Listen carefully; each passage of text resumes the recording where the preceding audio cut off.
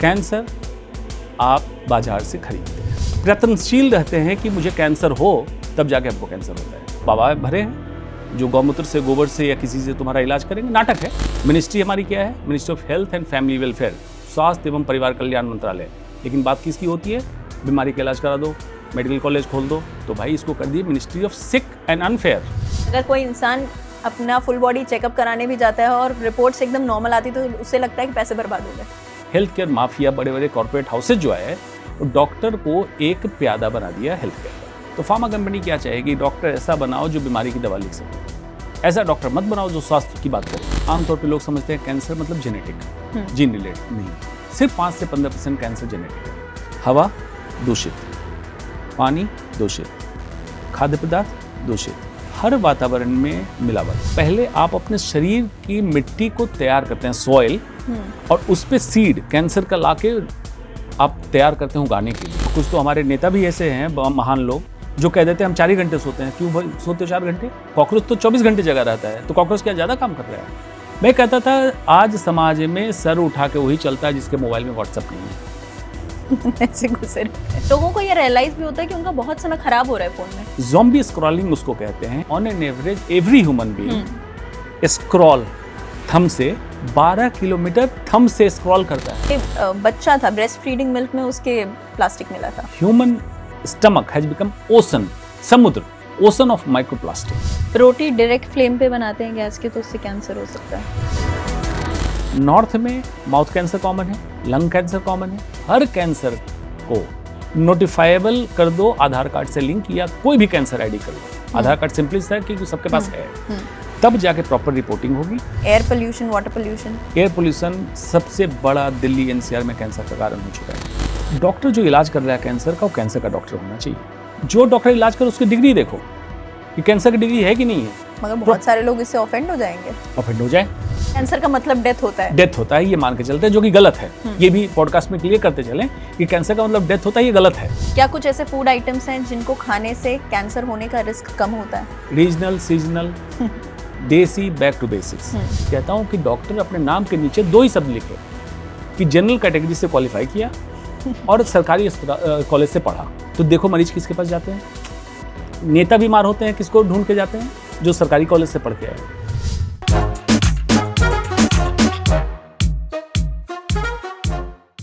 Hello, मैं हूं निहारिका, आप देख रहे हैं हाई बाय निहारिका। और आज इस नए पॉडकास्ट में हमारे गेस्ट बनकर आए हैं डॉक्टर अंशुमन कुमार। अब आप इनके बारे में जानना चाहते होंगे, आप इनके बारे में बहुत वीडियोस आप पहले भी देख चुके होंगे। एक ऑन्कोलॉजिस्ट हैं, यानी कि कैंसर एक्सपर्ट हैं। उसके अलावा ये आपको लाइफस्टाइल की चीज़ें भी बता सकते हैं, आयुर्वेद का इम्पैक्ट क्या होता है लाइफ में, ये सारी चीज़ें बता सकते हैं। कैंसर हम देख रहे हैं बीमारी बढ़ती चली जा रही है। गवर्नमेंट डेटा है कि 9 में से 1 इंसान को कैंसर हो सकता है।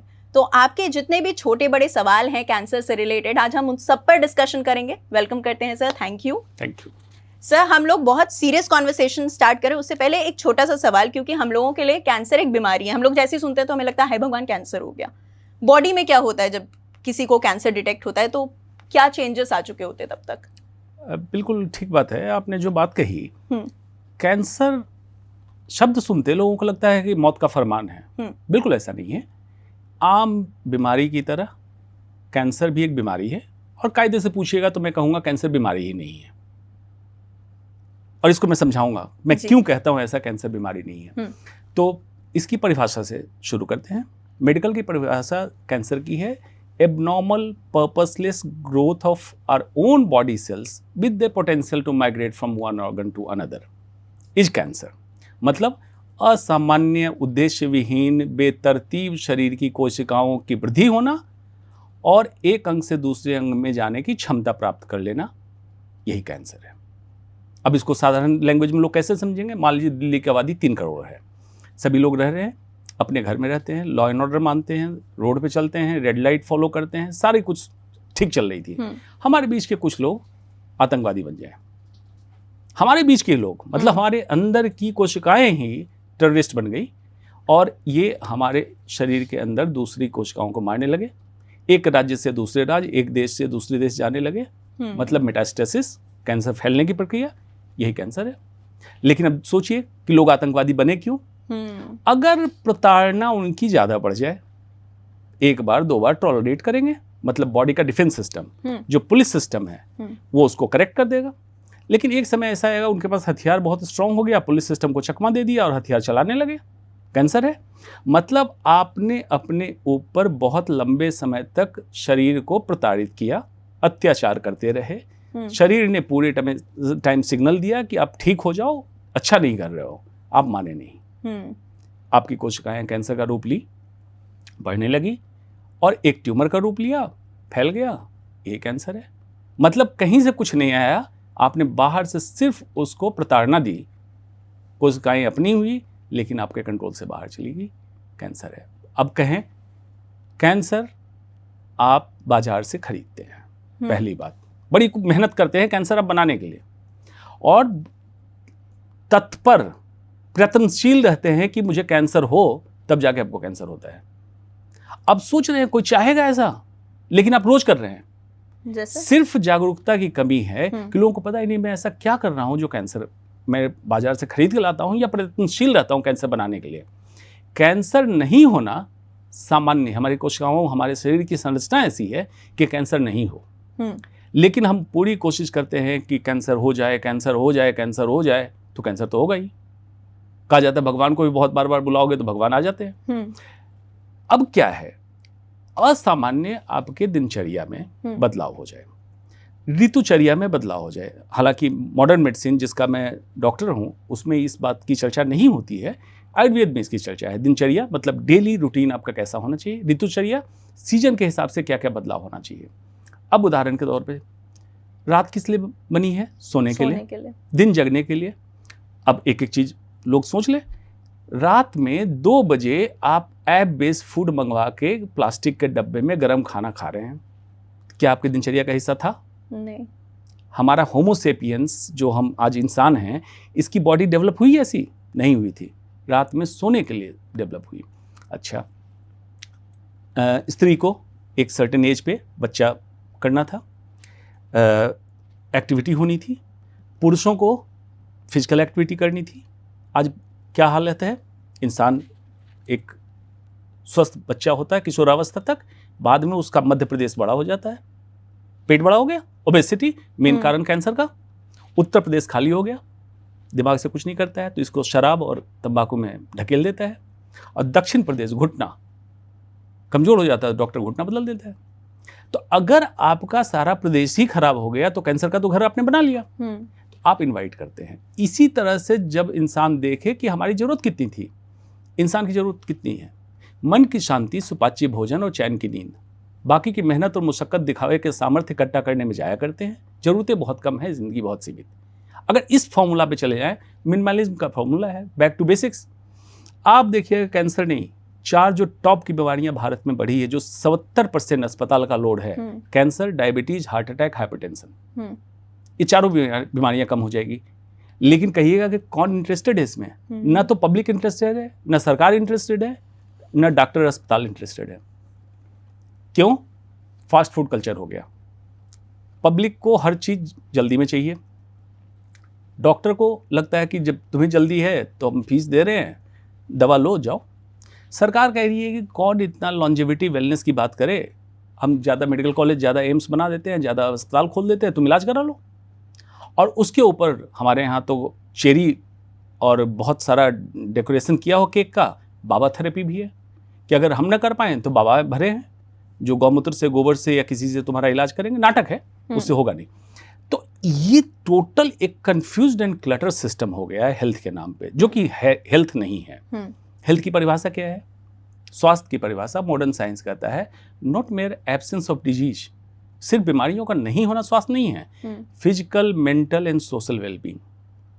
फिजिकल वेलबींग लोगों को पता है, मेंटल हेल्थ इशू कितना कॉमन हो गया, एंग्जाइटी, डिप्रेशन, बेचैनी, इरिटेबिलिटी, नींद की कमी। सोशल, कितने लोग सोशल हैं? 87 नंबर फ्लैट वाले ये नहीं जानते हैं कि 88 में कौन रह रहा है। आप सोशल नहीं है। होमोसेपियंस का इवोल्यूशन हुआ था सामाजिक, नहीं हुआ। अब आयुर्वेद क्या कहता है? सम दोष समग्निश सम धातु मलह क्रिया प्रसन्न आत्म इंद्रिय मन स्वस्थिति अविधीयते। इन सारी चीज़ों का सम अवस्था में हो जाना, जैसे कोविड के समय होता था इम्यूनिटी बढ़ा देंगे, गलत है। इम्यूनिटी बढ़ेगी बीमारी है, इम्यूनिटी कम होगी तो भी बीमारी है। प्रसन्न आत्म इंद्रिय मन, आत्मा इंद्रिय और मन का प्रसन्न होना, इन सब चीज की समावस्था में हो जाना ही स्वास्थ्य है। स्व स्थिते इति स्वास्थ्य। जैसे आज आप हैं ऐसे ही हैं वो स्वास्थ्य है। ये नहीं है कि हाइपरटेंशन की गोली खा रहे हैं, डायबिटीज गोली खा रहे हैं और कह रहे हैं आप स्वस्थ हैं, बीमार हैं। सिर्फ बीमारी को परिलक्षित नहीं होने दे रहे हैं आज, कल को दवाई बढ़ा दी जाएगी, हार्ट अटैक हो जाएगा या स्ट्रोक हो जाएगा। तो स्वास्थ्य पे अगर चर्चा हो तो उसको हम कहेंगे वेलनेस, लेकिन उस पर चर्चा नहीं हो रही है। मिनिस्ट्री हमारी क्या है? Ministry of health and family welfare, स्वास्थ्य एवं परिवार कल्याण मंत्रालय। लेकिन बात किसकी होती है? बीमारी का इलाज करा दो, मेडिकल कॉलेज खोल दो। तो भाई इसको कर दिए ministry of sick and unfair. Health insurance आप लेते हैं, लेकिन स्वस्थ व्यक्ति के लिए क्या उपाय है उनके पास? कुछ भी नहीं, कुछ भी नहीं है। तो उसका कर दें सिक इंश्योरेंस। अब बीमार होंगे तो आपका इलाज हम करा देंगे। और हेल्थ केयर कहते हैं हॉस्पिटल को। कौन सा कोना है जहां हेल्दी व्यक्ति जाए, कहे कि मुझे और भी स्वस्थ रहना है, मुझे कोई तरीका बता दो, नहीं है आपके पास, तो उसका नाम कर देना है सिक केयर। ये नोमेनक्लेचर की जरूरत है। तो जागरूक किसको होना? हर व्यक्ति को। अल्टीमेटली जो व्यक्ति या जिसके घर का परिवार सदस्य कोई बीमार हुआ, देखिए उसकी आमदनी बंद, कभी कभी बीमारी सीरियस हो गई, किसी की जान चली गई, जीवन की क्षति। तो आपको जागरूक होना है, स्वयं को, परिवार को जागरूक करना है, तब समाज को जागरूक करना है। और तब जब आप डिमांड करेंगे, अगर आप प्राथमिकता में बता देंगे स्वास्थ्य हमारी प्राथमिकता है, तो सरकार जागरूक हो जाएगी। सरकार है कौन? सरकार हमारे बीच के चुने हुए लोग हैं। जिस दिन उनको समझ में आया मंदिर जरूरी है, 370 जरूरी है, उन्होंने कर लिया। जिस दिन उनको समझ में आ जाएगा स्वास्थ्य प्राथमिकता हमारे भारतीय की हो गई है। और जब कोविड था तो सब लोगों ने आके बढ़ चढ़ के किया ना, किया। एग्जैक्टली यही करना है जो कोविड में आपने किया था। कितनी बेसिक पे आप आ गए थे। मतलब लोग इंतजार करते थे कि दिन के वक्त की जब डॉक्टर्स बैठेंगे और वो बताएंगे फिगर्स क्या हैं, कितने कल केसेस आए, और बहुत समय तक लोगों ने देखा। बिल्कुल बिल्कुल, इसी चीज की जरूरत है। अब देखिए, इसमें हो सकता है मेरा सिद्धांत गलत हो या अलग हो, दो ही बात हो सकती है। कि जिस देश में निजी अस्पताल, पुलिस चौकी और कचहरी बढ़ने लगे, वो देश विफल है। क्यों? लॉ एंड ऑर्डर आपका खराब हो चुका है, सब लोग असुरक्षित महसूस कर रहे हैं और सब लोग बीमार हैं। आपका स्वस्थ और बिल्कुल सुखद समाज अगर हो जाए तो देश सफल हो जाएगा।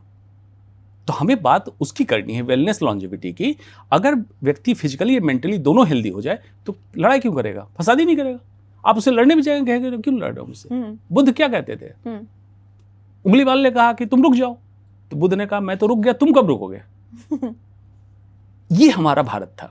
हाँ। भारत को फिर से हमें उसी पे लाना है, तब जाके स्वस्थ समाज होगा। हम लोगों का तो हेल्थ केयर को लेकर एक पर्सपेक्टिव ये हो चुका है कि अगर कोई इंसान अपना फुल बॉडी चेकअप कराने भी जाता है और रिपोर्ट्स एकदम नॉर्मल आती तो उससे लगता है कि पैसे बर्बाद हो गए। एक तो ये है, दूसरा क्या है कि ये भी देखिए एक बहुत बड़ा नेक्सस है। ये क्या हो रहा है, फुल बॉडी चेकअप कौन इंटरेस्टेड है आप स्वस्थ रहें? इंटरेस्टेड ये है कि अस्पताल वाले, लैब वाले इसलिए इस तरह की चीजें करा रहे हैं कि बीमार पकड़े। अब आपका कोलेस्ट्रॉल गड़बड़ हुआ तो जल्दी से आपको कहेंगे हार्ट का चेकअप कराओ, एंजियोग्राफी कराए तो स्टेंट डलवाओ। वो बेसिकली बिजनेस ढूंढ रहे हैं आपके साथ। और ये चीजें मैंने इधर देखी भी हैं। जब मैं लखनऊ से बिलोंग करती हूँ और जब मैं दिल्ली आई, आप ज्यादातर डॉक्टर्स के पास जाएंगे, वो आपको हर एक छोटी चीज के लिए 4 टेस्ट लिख के देंगे। अगर आपने ये कह दिया पेट में दर्द है तो कहेंगे हाँ ठीक है, ये टेस्ट कराओ, ये टेस्ट कराओ, ये टेस्ट कराओ, ये टेस्ट कराओ, ये 4 टेस्ट करा के रिपोर्ट लेकर आना, उसके आगे बात होगी। देखिए दोनों चीजें हैं। एक तो पब्लिक का भी परसेप्शन बदला। अगर डॉक्टर टेस्ट ना लिखे, दवा न लिखे या बहुत वीआईपी कल्चर ना दिखाए तो मरीज को संतुष्टि नहीं होती है कि डॉक्टर को पैसे क्यों देने, फीस क्यों देनी है।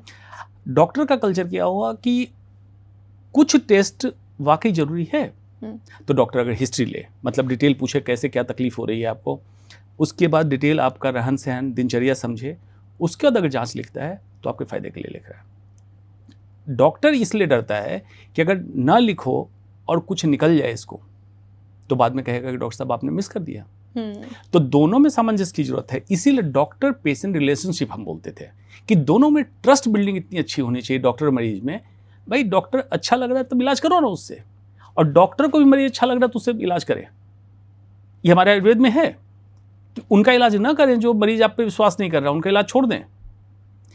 ये ट्रस्ट डेवलप करने की जरूरत है। लेकिन इस ट्रस्ट को बर्बाद किसने किया? माफिया ने।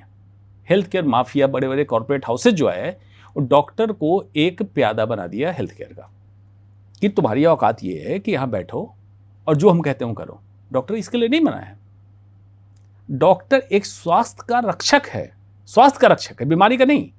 और कभी कोई बीमार हो जाए, अब क्यों मैं ऐसा बोल रहा हूँ, डॉक्टर वर्ड निकला डॉसियर, लैटिन वर्ड, मतलब टीचर।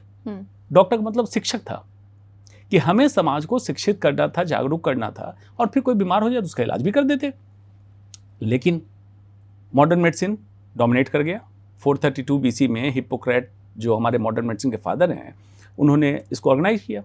अब ये डोमिनेट करके पूरे वर्ल्ड पे छाया। लेकिन अब मॉडर्न मेडिसिन इतना कमाल किया, इतना चमत्कार किया, लेकिन अब इसको गवर्न कौन कर रहा है? अमेरिका। अमेरिका में मॉडर्न मेडिसिन की सिलेबस पढ़ाई को कौन गवर्न कर रहा है? Pharma company. तो फार्मा कंपनी क्या चाहेगी? डॉक्टर ऐसा बनाओ जो बीमारी की दवा लिख सके, ऐसा डॉक्टर मत बनाओ जो स्वास्थ्य की बात करे, जो बीमारी रोक सके, ऐसा डॉक्टर मत बनाओ। तो डॉक्टर को जागरूक होना है। इसलिए जागरूक होना है कि डॉक्टर जो पढ़ाई कर रहा है और डॉक्टर जो काम कर सकता है कोई नहीं कर सकता है उसके फील्ड का। तो आप दूसरे को इन क्यों करने दे रहे हो? जो कि आपके और मरीज के बीच में दूरी पैदा करता हो, उसको मत इन करने दो। मरीज से डायरेक्ट मिलो। स्वस्थ व्यक्ति भी आपके पास अगर आए कि स्वास्थ्य की परिभाषा बताओ, डॉक्टर साहब आप कैसे स्वस्थ, जैसे आपने एग्जाम्पल दिया कि जांच आपने करा ली और जांच नॉर्मल हो, ये ज़्यादा स्वस्थ व्यक्ति है हमारे पास। तो इसको तो और प्रेरित करो कि क्या क्या कर सकते हो तुम, बताओ आगे क्या क्या तुम करो। डॉक्टर उसको और बताए, उस पर मेहनत करे, और जिसमें रिपोर्ट गड़बड़ी निकले उसके रिपोर्ट को वापस कैसे नॉर्मल करे, डॉक्टर इस पे काम कर ले। अगर ये सब होने लगा फिर से डॉक्टर पेशेंट ट्रस्ट। मुझे लगता है इसका एक रीज़न ये भी हो सकता है क्योंकि समय के साथ हम लोग सोशली डिस्टेंट होते चले गए हैं। हम लोग फ़ोन पे कनेक्टेड है, सोशल मीडिया पर कनेक्टेड है, क्योंकि वो समय भी याद है हम लोगों को कि जब हम लोग अपने छोटी कॉलोनीज़ होती थी या छोटे छोटे सेटअप्स में रहते थे, तो निकलते पड़ते भी डॉक्टर को दुआ सलाम हो जाती थी। उन्होंने पूछ लिया सब ठीक है, हाँ सब ठीक है, अच्छा थोड़ा ये हो रहा था, थोड़ा वो हो रहा था, ये सब हुआ और बात ख़त्म हो गई। अब आप डॉक्टर के पास भी पर्पस से जाते हो, डॉक्टर से बातचीत भी आपकी पर्पस पे होती है। पहले फैमिली डॉक्टर्स होते थे, अब ऐसा कुछ होता नहीं है। फैमिली फिजिशियंस होते थे कि आप उनको हर छोटी चीज़ के लिए कॉल कर लेते थे कि, और आप उनको ट्रस्ट करते थे। मोस्ट इंपॉर्टेंटली जो आपने मेंशन किया कि हमें मालूम होता था कि अरे डॉक्टर साहब को फ़ोन करेंगे, वो हमें बता देंगे कि अच्छा तुम इसमें परेशान मत हो, इनके पास चले जाओ, हम बात कर ले रहे हैं, या आपको रेफ़र कर देंगे और सही रेफ़र करेंगे। ये चीज़ जस्ट थोड़ा सा, और ये चीज़ मुझे इस वजह से भी लगी क्योंकि जब यहाँ आप किसी डॉक्टर को दिखाते हैं और मैं घर पे फ़ोन करके कहती हूँ कि ऐसा ऐसा हुआ है, तो वहाँ के मेरे डॉक्टर बोल देते हैं अरे उससे कहो ये हो जाएगा, ठीक है, कोई दिक्कत नहीं है। बिल्कुल आपने सही कहा। डॉक्टर या हेल्थ केयर सिस्टम भी समाज का एक पार्ट है। हमारे डॉक्टर भी हमारे समाज से ही निकले हैं। जिस तरह से आपने कहा कोविड में तो सोशल डिस्टेंसिंग बोला गलत था। सोशल डिस्टेंसिंग रियली एग्जिस्ट करता है। समाज में हम दूरी में हैं और वर्चुअल वर्ल्ड में, काल्पनिक दुनिया में हम पास हैं। आप फेसबुक पे बैठे हैं, कहीं बैठे हैं, इंस्टा पे बैठे हैं, लाखों लोग पास हैं, लेकिन काल्पनिक दुनिया में सामने बैठा उसके आप पास नहीं है, दूरी बनी। लेकिन पहले जो डॉक्टर आपने बात कही, फैमिली फिजिशियन ऐसा नहीं होता। डॉक्टर है लेकिन उसके घर की सारी बातें जानता था। बच्चों की शादी हो रही है, बच्चे पैदा हो रहे हैं, मुंडन हो रहे हैं, जनेऊ है, सब में जाता था। आज कौन सा डॉक्टर जाता है किसके घर? या कौन से लोग ऐसा चाहते हैं कि डॉक्टर से इतनी करीबी बना के रखो? आपने इसको बाजारवाद में, कंज्यूमरिज्म में तब्दील कर दिया हेल्थ केयर को, और ये एक साजिशन किया गया। पिछले 30-35 साल में आप देखेंगे तो हेल्थ केयर को कॉर्पोरेटाइज करके करप्ट किया गया, जैसे बाकी बिजनेस को किया गया। तो डॉक्टरी जो नोबल प्रोफेशन माना जाता था उसको एक सिंपली कॉर्पोरेट जॉब कर दिया गया, और ये अच्छा नहीं है। ये पब्लिक के लिए अच्छा नहीं है, देश के लिए अच्छा नहीं है। हमारा देश इतना सक्षम आर्थिक रूप से नहीं है कि कॉर्पोरेट करके तुम देश के स्वास्थ्य व्यवस्था को संभाल पाओगे। अमेरिका का जीडीपी हमसे कितना ज़्यादा है? उसका 17.8% उस जीडीपी का हेल्थ केयर बजट है।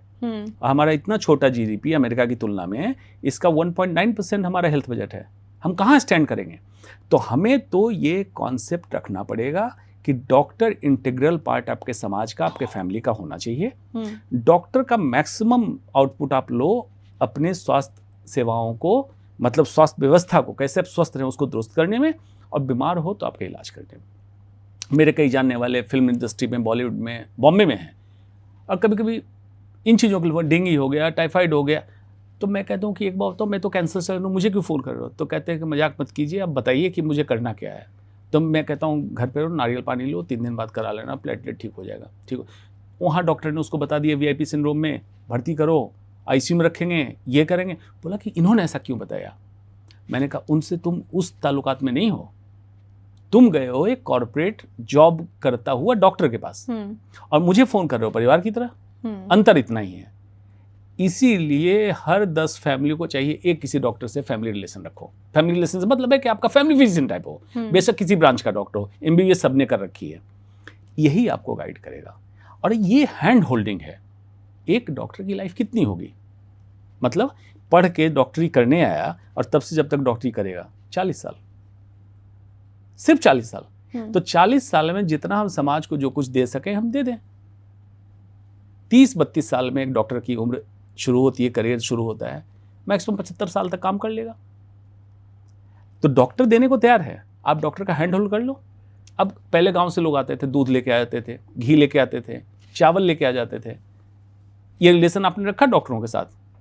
आप चाह रहे हैं डॉक्टर को खरीद लेंगे, गलत कर रहे हैं। समाज को चाहिए आगे बढ़ो, डॉक्टर का हैंड होल्ड करो। डॉक्टर परेशान है, उसको हैंडल करो, अपना बनाओ, परिवार का सदस्य बनाओ। ऐसी जरूरत है, स्वास्थ्य व्यवस्था फिर से दुरुस्त हो जाएगी, फिर से डॉक्टर पेशेंट ट्रस्ट डेवलप हो जाएगा।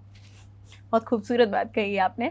बट मैं लेकर आती हूँ आपको शुरुआती बात जहाँ से हम लोगों ने इस सब का डिस्कशन शुरू किया था, कि आपने कहा कि लोग खुद अपनी बॉडी को तैयार करते हैं कि कैंसर आए और उन्हें हो जाए, वो कैंसर को इनवाइट करते हैं। तो ऐसी क्या चीज़ें हैं, क्योंकि हमें लगता है कि हम लोग सब कुछ ठीक कर रहे हैं, हम घर का खाना खाते हैं, हम बाहर का खाना नहीं खाते, हम सिगरेट दारू नहीं पीते हैं, समय से उठते हैं, समय से सो जाते हैं, तो हम एक नॉर्मल लाइफस्टाइल जीते हुए भी क्या गलत चीज़ें करते जा रहे हैं? 5 से 15% कैंसर जेनेटिक है। आमतौर पे लोग समझते हैं कैंसर मतलब जेनेटिक, जीन रिलेटेड नहीं है। सिर्फ 5 से 15% कैंसर जेनेटिक है। बाकी कैंसर को हम कहते हैं, कैंसर को कहते हैं माइटोकॉन्ड्रियल मेटाबॉलिक सिंड्रोम। अब इसमें टेक्निकल है, माइटोकॉन्ड्रिया सेल के अंदर पावर हाउस है जहाँ ATP जनरेट हमारे शरीर की ऊर्जा बनती है। मेटाबॉलिक जो हम खाना खाते हैं या जो भी आहार के तौर पे लेते हैं या सांस के तौर पे लेते हैं, जो हमारे माइटोकॉन्ड्रिया तक पहुंचेगा, उसके मेटाबॉलिज्म मतलब उसके पोषण की प्रक्रिया जो है, इसकी गड़बड़ी होना कैंसर है। मतलब 85% कैंसर आपकी इस गड़बड़ी से हुआ। इस पर चर्चा तो हुई नहीं। हवा दूषित, पानी दूषित, खाद्य पदार्थ दूषित, हर वातावरण में मिलावट, दूध से लेके हर चीज़ से। पब्लिक को ये जानकारी नहीं है कि न्यूट्रिशनल साइंस क्या है, फूड साइंस क्या है। ये भी बता दूं, फूड साइंस है खेती जहां हो रही है, फार्म टू लिप्स। मतलब कोई खेत में कोई चीज़ पैदा हुई, कैसे कहाँ पहुंची, फैक्ट्री ने उसके साथ क्या किया, ये करते हुए होंठ तक जब आई, दिस इज फूड साइंस। और होंठ से आपने खाना जब अंदर उतारा तो सेल के अंदर जब जाके ये क्या क्या बदलाव किया, दैट्स न्यूट्रिशनल साइंस। अब कितने लोग जागरूक हैं, इंक्लूडिंग डॉक्टर। कितनों को पढ़ाया जाता है? डॉक्टर को नहीं पढ़ाया जाता है। पूरे 5 साल के MBBS की पढ़ाई में 19 घंटे पढ़ाया जाता है न्यूट्रिशन के बारे में, सिर्फ 19 घंटे। तो डॉक्टर से क्या उम्मीद करेंगे, क्या बताएगा? पब्लिक क्या कार्ब प्रोटीन फैट के लिए ऑब्सेस्ड हो चुकी है जनता। कार्ब प्रोटीन फैट बहुत छोटी सी बात है भाई, उस पे पैकेट पे लिखा होता है कि कार्ब इतना, प्रोटीन इतना, कैलोरी इतना। What is in the food ये लिख दिया, but what has been done to the food ये नहीं लिखा। फर्टिलाइजर डाला, इंसेक्टिसाइड डाला, प्रोसेसिंग में इथिलीन ऑक्साइड गैस डाल दी या कैंसर फॉर्मिंग एजेंट डाला, कैसे प्रोसेस किया है तो लिखा ही नहीं। तो इसकी जागरूकता की जरूरत है कि आप अंदर या बाहर शरीर के साथ क्या कर रहे हैं। आहार के तौर पे हमारे पास तो एंट्री पोर्टल एक ही है, मुंह। डॉक्टर छोड़ दीजिए, वो नस से भी पानी चढ़ा देगा, कहीं चढ़ा देगा। लेकिन जब शरीर के अंदर इसका पाचन हुआ, पोषण क्रिया हुई, निकलने के 4 एग्जिट हैं, मल, मूत्र, पसीना और श्वास। आप हो सकता है स्टूल के लिए एक बार चले जाएं, पेशाब भी चले जाएं। आम तौर पे शहरी इंसान का पेशाब पीला होता है।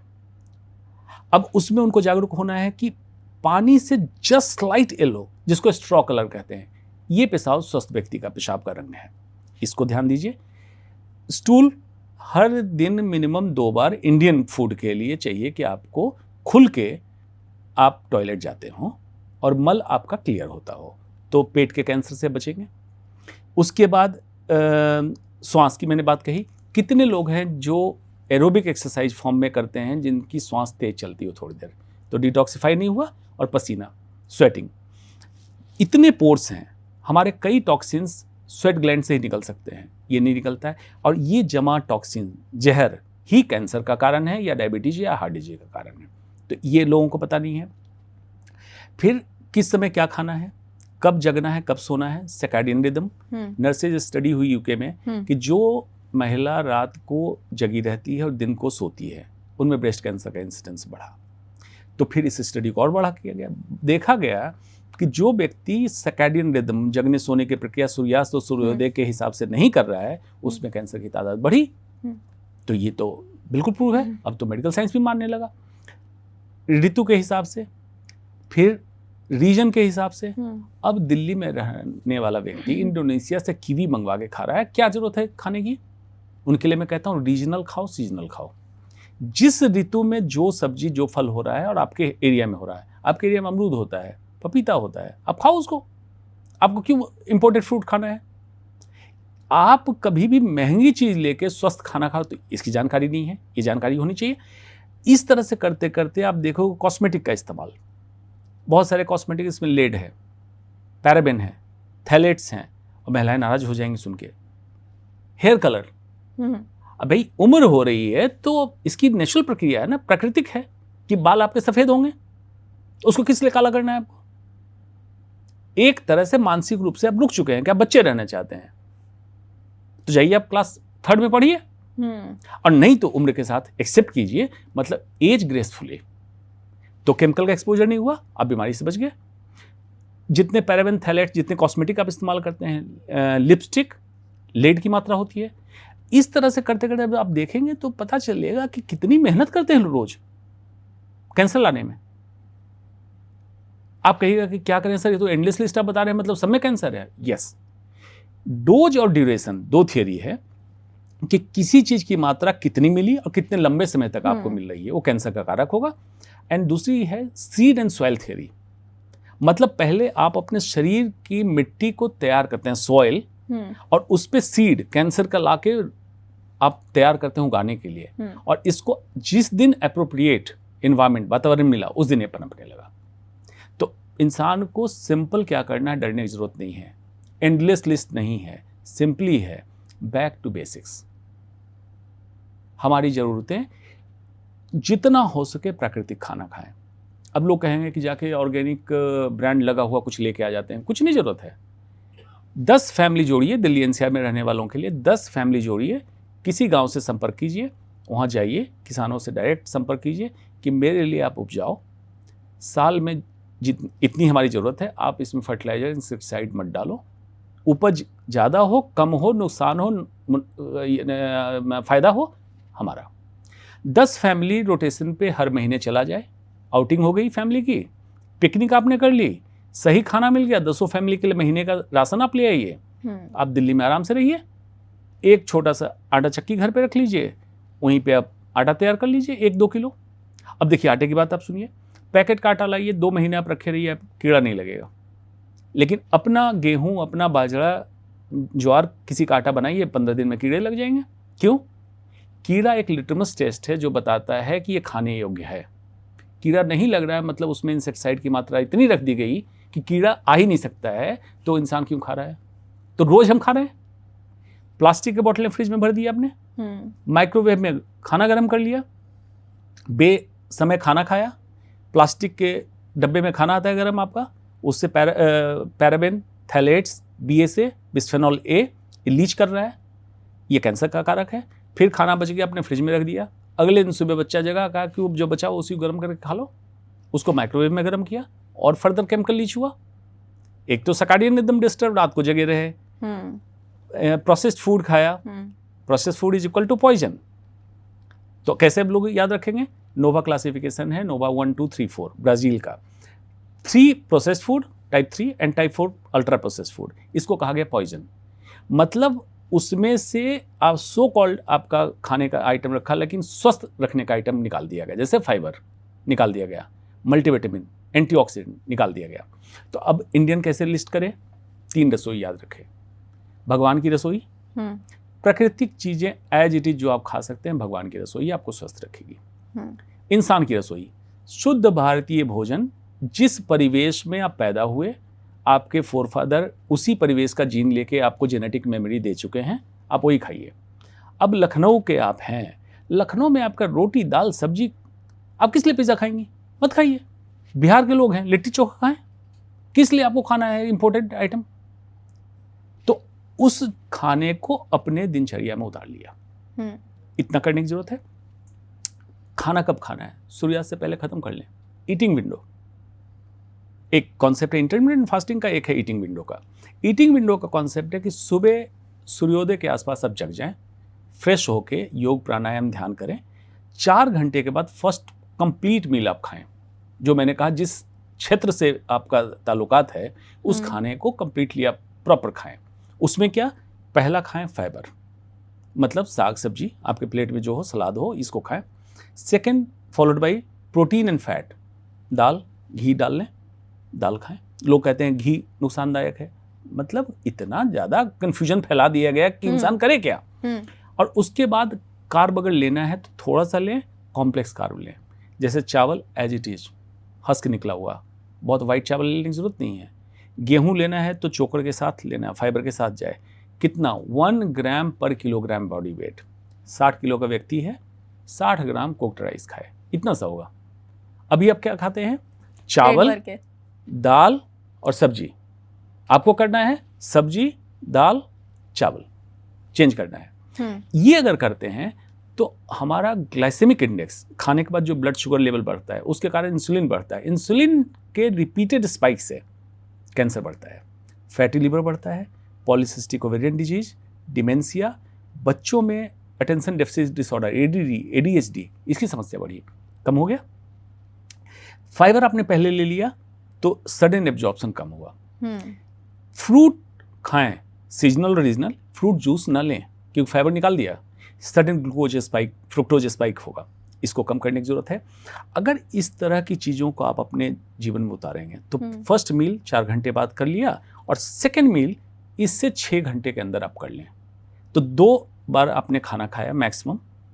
शाम को खाना अवॉइड करें सूर्यास्त के बाद।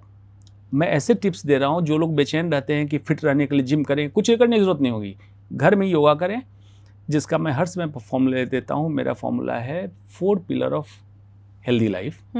पहला इज मील, जिसके बारे में अभी मैं बोल रहा हूँ, MMMS, पहला मील जो मैंने बता दिया। सेकेंड इज मूवमेंट, एक्सरसाइज करें। कौन सी एक्सरसाइज करें, बहुत कन्फ्यूजन है, साइकिलिंग दिस दैट, बड़ी अच्छी स्टडी हुई न्यूयॉर्क में, 10 एक्सरसाइज को लिस्ट में रखा गया। जिमिंग और मैराथन 9th और 10th है, मतलब सबसे खराब है। टॉप पे है योगा, सेकंड पे है स्विमिंग, थर्ड पे है साइकिलिंग, कि जो व्यक्ति को कंप्लीटली स्वस्थ रखेगा। तो कौन सी एक्सरसाइज करें जिसमें फॉर्मूला है FARB, FARB, 4 चीजें आपको मिलती हो, flexibility, aerobics, digestion training and balancing. 40 साल की उम्र के बाद बैलेंसिंग लोगों की खराब होती है, तो गिर जाते हैं, बाथरूम में सुनते होंगे गिर गए, हड्डी टूट गई। कौन सी एक्सरसाइज में मिलेगा? योगासन। चारों चीजें मिल जाएगी, तो योगासन करें। योगासन में कौन सा करें? हठ योगा और अष्टांग योग को कंप्लीटली इंक्लूड करें। 8 अंग, यम नियम आसन, प्राणायाम प्रत्याहार धारणा ध्यान समाधि। आपका physical health, mental health completely sync हो जाएगा, आप बीमार नहीं होंगे, पैसे बचा लेंगे, खाना भी कम हो गया, पैसे बच गए, तो थोड़ा काम भी कम कीजिए, लेजर टाइम निकालिए। थर्ड एम, माइंड स्टफ, चित्त। महर्षि पतंजलि से पूछा कि गुरुजी योग है क्या? महर्षि पतंजलि ने दूसरे सूत्र में क्लियर कर दिया, योगश्चित्त वृत्ति निरोधः, चित्त की वृत्तियों का सदैव के लिए रुक जाना ही योग है। और चित्त का इंग्लिश है माइंड स्टफ, ब्रेन नहीं। हर समय इंसान या तो अतीत में उलझा हुआ है कि मेरे साथ ऐसा क्यों हो गया, या भविष्य की चिंता में है, असुरक्षा की भावना। वर्तमान में जियो। वर्तमान भविष्य के गर्भ से निकल के अतीत के गर्भ तक जाने की दशा को वर्तमान कहते हैं। ये सबसे डायनेमिक स्टेट है। इसमें अगर आप जीना चालू कर लिए सचेतन की अवस्था, माइंडफुलनेस में, आपको लगेगा कि जीवन बहुत सहज है। सहजता, सरलता, तरलता को उतार ले, माइंड स्टफ आपका बैलेंस होने लगे। M and last is S, sleep. Quality and quantity sleep. 7 से 8 घंटे की स्लीप हो और क्वालिटी स्लीप हो। जब सुबह जगे तो सर भारी ना हो, कमर में दर्द ना हो और आलस न आ रहा हो, और बिल्कुल एक छोटे बच्चे की तरह खिलखिलाते हुए आप जगें। इमेजिन करके, दर्शक जो सुन रहे हैं, इमेजिन करके सोचिए कि निहारिका किस इंसान को बुला लिए तो ऐसी बात कर रहा है, करके देख लो एक हफ्ते में आपको लगेगा कि नई जिंदगी पा ली है, जीवन ही बदल गया। करके देखो कितना साधारण है। अगर आप ये करेंगे तो कैंसर जैसी घातक बीमारियों से बचेंगे। एस्टैब्लिश साइंस है इसका, भले मैं बहुत साधारण भाषा में समझा रहा हूँ, लेकिन इन चीज़ों का एस्टैब्लिश साइंस क्या है? इंटरमिटेंट फास्टिंग, जो मैंने ईटिंग विंडो की बात कही, eating window is better than intermittent fasting. Autophagy generate होता है, सेल के अंदर जो एक्स्ट्रा प्रोटीन है जो कैंसर का कारक है वो रिवर्स होता है और हमारा डिफेंस सिस्टम कैंसर सेल को पकड़ता है, किल कर देता है। ऑटोफेजी। नेचुरल चीज़ों पे जाएंगे तो आप रंगीन चीज़ें खाएं, मतलब अलग अलग रंग की सब्जियां, अलग अलग रंग के फल जो आपके सीजनल हो रहे हैं। हल्दी का इस्तेमाल करें, P53 हाइपरमिथाइलेशन रिवर्स करेगा, क्योंकि हर व्यक्ति में हर दिन कैंसर की कोशिकाएं बन रही हैं, हमारे डिफेंस सिस्टम उसको पकड़ के मार रहा है। आपको बस इतनी तैयारी करनी है। अगर इन चीज़ों को करेंगे तो cancer, diabetes, hypertension, heart disease ये सब बिल्कुल खत्म होने लगेगी, ये बीमारियाँ कम हो जाएगी। जागरूकता हमें यहाँ चाहिए। जैसे कि आप बता रहे थे खाने पीने की चीज़ों को लेके कि जो हमारे रीजन में होता है वो बने। एक हम लोगों की धारणा भी बन चुकी है कि हेल्दी खाना बहुत महंगा होता है। आप फास्ट फूड के लिए बाहर रोड पर जाएंगे, आपको 20-30 रुपए में बर्गर मिल जाएगा, आपको फ्रैंकीज़ मिल जाएंगी, आपको चाउमीन मिल जाएगा, हर थोड़ी दूर पर आपको ये मिल जाएगा। लेकिन हेल्दी खाने की सोच लो तो लोग सोचते हैं ड्राई फ्रूट्स खाओ, ड्राई फ्रूट्स महंगे होते हैं। आप अगर सोच रहे हैं कि आपको हेल्दी वेजिटेबल्स खानी है तो आप जाके एक ऑर्गेनिक सेक्शन, क्योंकि आप हमेशा देखते आते हैं, तो वो आपको महंगा लगता है। नॉर्मल आलू अगर 40 रुपए किलो है तो आप ऑर्गेनिक आलू खरीदेंगे तो वो 60 रुपए किलो होगा। What is all this about? बिल्कुल, देखिए बाजारवाद का हिस्सा है। हुआ क्या कि पहले 1971 तक फूड क्राइसिस, फेमाइन, अकाल पड़ता था, तो कई राज्य भारत के भी थे जहाँ खाने की कमी से लोग मरते थे।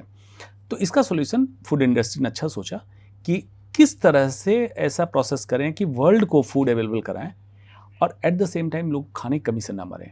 तो उसके लिए शेल्फ लाइफ, SHELF, अलमीरा पे रखने की लाइफ फूड की बढ़ा दो।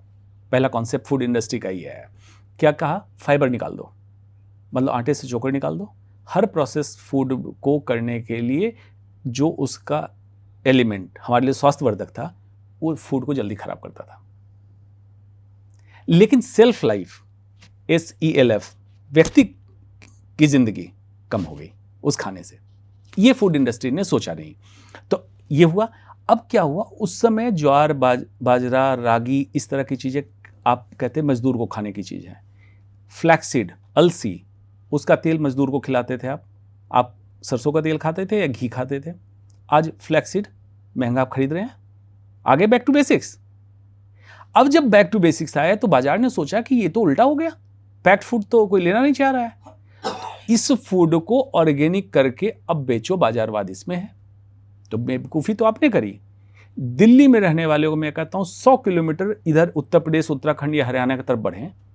आज भी ऐसे किसान को जानता हूँ, क्योंकि मैं खुद किसान हूँ, मैं किसानी करता हूँ, तो मुझे मालूम है कि वो आपके लिए उगा देंगे, क्योंकि उनको भी प्रॉफिट आपसे ज़्यादा है। बिचौलिए खत्म हो गए, मंडी में उनको नहीं देना पड़ेगा। आप उनसे प्रोक्योर कीजिए, आपको हेल्दी फूड सस्ते में मिलेगा, क्योंकि बैक टू बेसिक्स आप आ गए। अभी क्या बिचौलिए बहुत आ गए बीच में, वही साधारण चीज़ गांव से उठा रहे हैं, आपके तक पहुंचाने के लिए उसको 10 टाइम्स महंगा बना रहे हैं। और सच ये है कि पब्लिक की साइकोलॉजी क्या हो गई, अगर सस्ती चीज़ है तो अच्छी नहीं होगी। बिल्कुल सही बात है। तो उसमें व्यापारी जो हैं वो फ़ायदा उठा रहे हैं। आपको जागरूक होना है, विज्ञान के दृष्टिकोण से चीज़ों को देखिए, लॉजिक देखिए, रैशनैलिटी देखिए, भगावे मत आइए। जिसका ऐड आ रहा हो वो अच्छा हो, ऐसा नहीं हो सकता है। आप अपना दिमाग लगाइए, नहीं तो एक्सपर्ट का उसमें हेल्प लेके आप उस जड़ तक पहुंचिए कि एक्चुअल चीज़ कहाँ से मिलेगी आपको। क्योंकि ये प्रॉब्लम है, बहुत सारे लोग चाहते भी हैं कि हेल्दी खा लें। एक तो हम लोगों का कल्चर ऐसा होता जा रहा है, ये 24/7 अवेलेबल रहने का कल्चर हो गया है।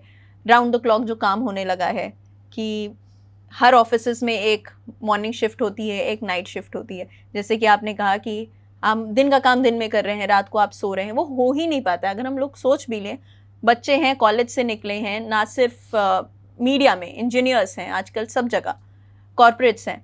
आप एक मॉर्निंग शिफ्ट में काम करते हैं, एक नाइट शिफ्ट में काम करते हैं, आपका सन एक्सपोजर भी जीरो हो चुका है। एजुकेशन सिस्टम जो इंडिया में चल रहा है, आपको मालूम है ना, बिट्सस का लाया हुआ है जी। और इस एजुकेशन सिस्टम का बेसिक एलिमेंट था नौकरी पाना, मतलब नौकर बनाना। तो अगर आप नौकर ही बनाने के लिए पढ़ाई करा रहे हैं, इस एजुकेशन सिस्टम में यही है कि नौकर कैसे बनाए आप। तो पहले ईस्ट इंडिया कंपनी आपके ऊपर राज कर रही थी, आज कॉर्पोरेट राज कर रहा है। ईस्ट इंडिया कंपनी है, अब इंडियन कंपनी है, ईस्ट हटा दीजिए, बस इंडिया की कंपनी। अब ये कॉर्पोरेट क्यों चाहेगा कि वो चाहेगा नौकर चाहिए। अगर भारत को विश्वगुरु बनना है तो यहाँ सबसे पहले लीजर टाइम का महत्व दो। कुछ है हमारे बिजनेसमैन, हम लोग तो बोल नहीं सकते अपने ऑफिसेज में कि छुट्टी चाहिए क्योंकि मन नहीं है, आज मुझे आराम करना है भाई। इसलिए नहीं बोल सकते हैं कि बड़े बड़े जो इंडस्ट्रिस्ट हैं, और कुछ तो हमारे नेता भी ऐसे हैं महान लोग, जो कह देते हैं हम 4 ही घंटे सोते हैं। क्यों भाई सोते हो 4 घंटे? किसी ने मना किया? 8 घंटे सो, 10 घंटे सो। कॉकरोच तो 24 घंटे जगह रहता है, तो कॉकरोच क्या ज़्यादा काम कर रहा है? भाई सो और लेजर टाइम निकालो। लेजर टाइम ही क्रिएटिविटी, इनोवेशन, हर समय लेजर। आपने सुना है बुद्ध को कि हम सो नहीं रहे हैं, महावीर को सुना है हम सो नहीं रहे हैं। क्यों नहीं सो रहे हो? जब अकेले होगे तो चिंतन मनन करोगे। अगर इंडिया ऐसे क्रिएटर पैदा करेगा तब विश्वगुरु बनेगा, अदर भी नौकर बना रहेगा। नौकर बनेगा तो बीमार होगा। आप एक्स्ट्रा काम करोगे एक्स्ट्रा पैसे कमाने के लिए, अल्टीमेटली वो पैसा कहाँ खर्च करते हैं? अस्पताल में, वेंटिलेटर पे। यूएस का डाटा है 53% of US population dies on ventilator. 53%, more than half. आप बताइए किसके लिए पैसा कमा रहे हो? थोड़ा कम कमा लो, थोड़ा कम कमा लो, लेजर टाइम रखो, अपने को स्वस्थ रखो, तो पैसा ही नहीं खर्च होगा तुम्हारा। इस इकोनॉमिक्स को समझने की जरूरत है। लेकिन हुआ क्या है, ज़ॉम्बी हेडेड बना दिया। ज़ॉम्बी हेडेड कहते हैं जिसमें यहाँ से आपको कह दिया, चाहे वो बाबा हो, चाहे नेता हो, चाहे कोई भी, सब आपको समझा रहा है, दिमाग मत लगाओ, जो मैं कह रहा हूं मान लो वही सत्य है। तो फिर विवेक किस लिए दिया गया भाई? भारत हमारा देश है जिसमें चारवाक, बुद्ध, महावीर, वेद, वेदांत सभी पे चर्चा हुई। तो डिबेट करने दो, शास्त्रार्थ करने दो कि ये सच है कि ये सच है। अगर हम अपने कम्युनिटी को जागरूक कर देते हैं इस तरह से कि काम लिमिटेड करो, रोजी रोजगार रोटी का माध्यम बनाओ, अपनी ज़रूरतें कम करो, काम कुछ अपने हिसाब से करो और कुछ अपने हिसाब से नहीं करो, मना करना सीखो। Every human have to understand, learn to say no. आपको कहना आना चाहिए कि ये काम मैं नहीं करूँगा, ये मेरे लिए संभव नहीं है। Not at the cost of family. Work life balance बहुत ज़रूरी है। आप काम बहुत करो लेकिन not at the cost of family. एक बार ये समय निकल गया, दोबारा नहीं मिलेगा। हमारे शास्त्रों में कहा गया, अर्थाः भवन्ति गच्छन्ति लभ्यते च पुनः पुनः पुनः कदापि न आयति गतम तु न यौवनम। अर्थ मतलब धन, और उसका एब्सेंस अनर्थ। तो अर्थ धन आएगा चला जाएगा, दोबारा आप गेन कर लोगे। लेकिन ये युवा अवस्था, जो भी अवस्था में हो, अगर एक बार ये समय निकल गया दोबारा नहीं मिलेगा। इसलिए जीना सीखो, बहुत जरूरी है। इसीलिए हम लोगों को वो समय याद आता है कि जब पापा ऑफिस से आते थे और आप लोग साथ में बैठते थे, कि पूछा जाता था कि आपने क्या पढ़ाई की, होमवर्क हुआ या नहीं हुआ। हम लोग अब बड़े शहरों में आकर रहने लगे हैं और हम लोग रियलाइज़ करते हैं कि अब दिन का शायद बहुत सारी फैमिलीज़ में कोई ऐसा समय नहीं होता होगा जब सारे फैमिली मेम्बर्स एक साथ होते होंगे और बात करते होंगे। उसका देखिए कारण बहुत सारी चीज़ें हुई। सो कॉल हम थोड़े विकसित हुए, और जो स्क्रीन है, डिजिटल माध्यम आया, इसने हमें डिस्टर्ब इसलिए किया कि पहले जब लोग आते थे साथ बैठ के बरामदे पे, आंगन में चर्चा करते थे। आज सभी लोग काल्पनिक दुनिया में बैठे हैं, कोई एक दूसरे से बात नहीं करना चाह रहा है। हम जापान से तो आगे नहीं हैं टेक्नोलॉजी में। जापान में 5G कितने पहले आ गया, लेकिन वहाँ पे एक कल्चर है, उसको क्या, इचिगो इची। अब उसमें उन्होंने बनाया हुआ टी जोन जो बताया है, उसमें मोबाइल अलाउड नहीं है। तो हम भी कर सकते हैं अपने घर में कि डाइनिंग टेबल पे जब हम बैठेंगे तो मोबाइल अलाउड नहीं है। या अगर फिक्स टाइम जॉब कर रहे हैं तो पिताजी अगर घर पे 6 बजे आ रहे हैं तो 6 से 7 फैमिली टाइम है, तो उसमें मोबाइल अलाउड नहीं है। साथ बैठिए, बात कीजिए।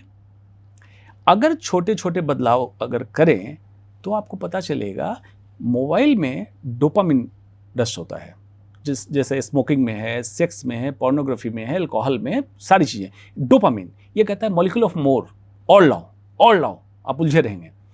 फैमिली गैदरिंग, स्पिरिचुअल डिस्कशन, इसमें सेरोटोनिन रस होता है, संतोष पैदा करेगा। बस तो हो सकता है 1 घंटे फैमिली के साथ रह के आपका बीपी डाउन हो, अगर फैमिली में अच्छा सौहार्द हो, लड़ाई हो रही है तो नहीं बीपी डाउन होगा, बीपी बढ़ जाएगा। लेकिन understand the philosophy between dopamine and serotonin.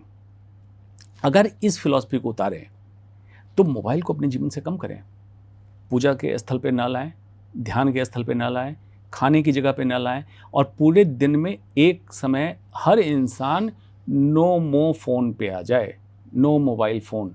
1 घंटे अभी मैं ऐसे बैठूंगा जिस समय फ़ोन मेरे आसपास भी ना हो, क्योंकि ये बीमारी यूएस ने डिक्लेयर कर दी, नोमोफोनिया। इंसान फ़ोन सर्च करने लगता है कि कहाँ है नोमोफोनिया या फैंटम रिंग, उसके कान में घंटी सुनाई देती है कि मेरा फ़ोन बज रहा है, लगता है फैंटम रिंग। साइकेट्रिक डिसऑर्डर है, आई एम श्योर बहुत सारे लोगों के साथ, बहुत सारे लोगों के साथ, क्योंकि हम लोगों को लगता है कि शायद रूम में फ़ोन रखा था, हॉल में रखा था, हम किचन में है, शायद बज रहा है। बिल्कुल। आप बताइए कि मोबाइल फ़ोन से पहले दुनिया नहीं चल रही थी? Obviously. और जो आज डेवलप हो चुके, वो अपने जीवन से मोबाइल फ़ोन को कम किया है कि फ़ोन मेरे सुविधा के लिए, टेक्नोलॉजी मेरे सुविधा के लिए होना चाहिए, ना कि मैं उसका गुलाम बनूं। और लोगों को ये रियलाइज भी होता है कि उनका बहुत समय खराब हो रहा है फ़ोन में। रियलाइज है, ज़ॉम्बी स्क्रॉलिंग उसको कहते हैं। और यूएस ने एक स्टडी करी अभी, उसमें बताया कि on an average every human being scroll thumb से 12 kilometre per month. 12 kilometre thumb से स्क्रॉल करता है। इमेजिन कर रहे हैं आप? एफिल टावर से ज़्यादा, एफिल टावर से तुलना की थी कि इतना डिस्टेंस आप मोबाइल फ़ोन को थंब से चलाते हैं। लोगों ने रियलाइज किया। अगर देखिए वेस्टर्न में, हमारे में क्या है कि वो अगर प्रॉब्लम है तो स्टडी करते हैं, उसको पब्लिक में बताते हैं, पब्लिक रियलाइज करती है, उसको छोड़ती है। हमें तो क्या, बंदर के हाथ में नारियल दे देते हैं, हम झुंझुना समझ लेते हैं। मोबाइल हो गया तो मतलब हमें स्टेटस तुम्हारा नहीं हुआ, तुम्हें गुलाम बना दिया कि 24 घंटे तुम्हारे ऊपर सर्विलेंस है, तुम्हारे ऊपर। पहले ऑफिस टाइम है 9 to 5 आपने किया, उसके बाद आपको कोई मतलब नहीं है। अभी मेल, व्हाट्सएप, दिस दैट क्यों कराया गया आपको? तो हर ऑफिस में अगर कोई बॉस सुन रहे होंगे, आप लोग आज के टाइम पे तो ऑपरेट भी नहीं कर सकते, आपके पास व्हाट्सएप नहीं, आप कैसे चलाओगे ऑफिस? 14 साल में बिना व्हाट्सएप के था, अभी मैंने इंस्टॉल किया है बिकॉज ऑफ सर्टेन रीजन। लेकिन वो भी मैं कह देता हूँ कि व्हाट्सएप पे अगर भेजोगे उम्मीद मत करना कि मैं कोई जवाब दे दूंगा। मैं कहता था आज समाज में सर उठा के वही चलता है जिसके मोबाइल में व्हाट्सएप नहीं है। ऐसे घुसे रहते हैं, व्हाट्सएप पे घुसे, क्या है? तुम्हारे बिना कुछ नहीं रुक रहा है। अच्छा, जिनको ये है, अगर उनकी अंतिम समय उनकी मौत हो जाती है नेचुरल तरीके से, उसके बाद क्या दुनिया नहीं चल रही है? चल रही है। उनको रियलाइज करना चाहिए। और नींद और मौत में सिर्फ इतना ही डिफरेंस है कि नींद रिवर्सिबल है, मौत इरिवर्सिबल है। आप उस फेज में भी जाते हैं तो नींद में भी आपके दिमाग में अगर मोबाइल चल रहा हो तो समझिए कि बीमार हो चुके हैं। तो आपको ज़रूरत है इन चीज़ों को रियलाइज करें, क्योंकि आप रियली इन ट्रू सेंस बीमार हो रहे हैं। चलिए अब मोबाइल पे लास्ट में करते हैं इसको। स्मॉल जॉइंट आर्थराइटिस मतलब छोटे जोड़ों का दर्द, गर्दन का दर्द, सर्वाइकल स्पॉन्डिलाइटिस, स्टूपिंग शोल्डर, ऐसे लोग बैठेंगे झुक के, पेट निकला जा रहा है। और जो डोपामिन डिपेंडेंट हो गए मोबाइल के कारण, अगर रियलाइज भी करते हैं 1.5 घंटे बाद कि अरे यार मैं क्या कर रहा हूँ, 1.5 घंटे से बेवजह मैं स्क्रॉल कर रहा था, तो जाएंगे फ्रिज खोलेंगे, कुछ मीठा खाएंगे। क्यों मिठाई क्यों खाया, चाय ही क्यों पी? उनको फर्दर डोपामिन सर्ज, डोपामिन की क्रेविंग हुई और उसका रिप्लेसमेंट तो एक्सेसिव ईटिंग, अगेन मोटापा। तो ये बहुत एक क्लोज्ड वेब, सिंपल है कि आत्मविश्लेषण, आंख बंद कीजिए, थोड़ी देर बैठिए, आत्मविश्लेषण कीजिए कि कितनी चीज़ों की ज़रूरत है मुझे, अगर वाकई स्वास्थ्य की परिभाषा करें तो। नहीं तो मेरे लिए तो आसान है, आप पूछ रही हैं, मैं सिंपली बता दूं कैंसर हो जाएगा तो ऐसे इलाज करा लो, ठीक कर लो। लेकिन क्या यही समस्या का समाधान है? समस्या का समाधान नहीं है। हमें लोगों को जागरूक उस लेवल पे करना है कि आत्मविश्लेषण, स्वयं इंसान काबिल है, आत्मविश्लेषण करे, अपने जीवन से फालतू की चीज़ों को हटाए, और जो बचेगा वो एक्चुअल मनुष्य का जीवन होगा। अच्छा, मोबाइल फ़ोन पर क्योंकि हम लोगों ने इतना डिस्कशन किया, एक सवाल और है कि क्या मोबाइल फ़ोन को साथ में रख के सोने से या चार्ज पे लगा के जो हम लोग आजकल बगल में रख देते हैं, उससे भी कैंसर होता है? बहुत सारी स्टडी हुई, मोबाइल टावर के पास ब्रेन ट्यूमर का, ग्लायोब्लास्टोमा मल्टीफॉर्मी का इंसिडेंस बढ़ा। इसकी रिसर्च WHO की फाइनल आने वाली है, लेकिन ट्रेंडिंग है कि हाँ बढ़ता है। मोबाइल फ़ोन खास करके डाटा जब ऑन है, अगर 1 मीटर सर के 1 मीटर के पास लगा के आप सोते हैं, मतलब 6 to 8 आवर्स कांस्टेंट आपको डाटा इरिटेट करता है। इरिटेबिलिटी, इंसोम्निया, नींद की कमी होना, डिस्टर्ब स्लीप, बहरापन, पैरोटिड, यहाँ लार ग्रंथि का एक ट्यूमर है ये, और ब्रेन ट्यूमर का इंसिडेंस बढ़ रहा है। तो हर समय जब MMS की बात मैं कर रहा था तो स्लीप में मैं कहता हूँ कि मोबाइल डाटा ऑफ करें, अपने सोने की जगह से कम 1 मीटर की दूरी, मतलब दूर रखें। अगर बहुत इंपॉर्टेंट है आपके लिए, फ़ोन बजेगा ही तो दूर रखें, अदरवाइज अपने बेडरूम में फ़ोन ना रखें। वाईफाई का राउटर घर का ऑफ करें, कोई भी डिवाइस जो कनेक्टेड हो इस तरह के डिवाइसेस से उसको ऑफ कर दें। ये करके 1 हफ्ते करके देखिए कि नींद की क्वालिटी में कितना फ़र्क पड़ता है। ये तो सिंपल स्टडी का फॉर्मूला है और ये स्टडी होकर प्रूव हो चुका। तो आप बेवजह क्यों अपने आप को इतना बड़ा टेक्नो मास्टर दिखाना चाहते हैं? मोबाइल को अपने पास रखें, अब कोई नई चीज़ तो रही नहीं है।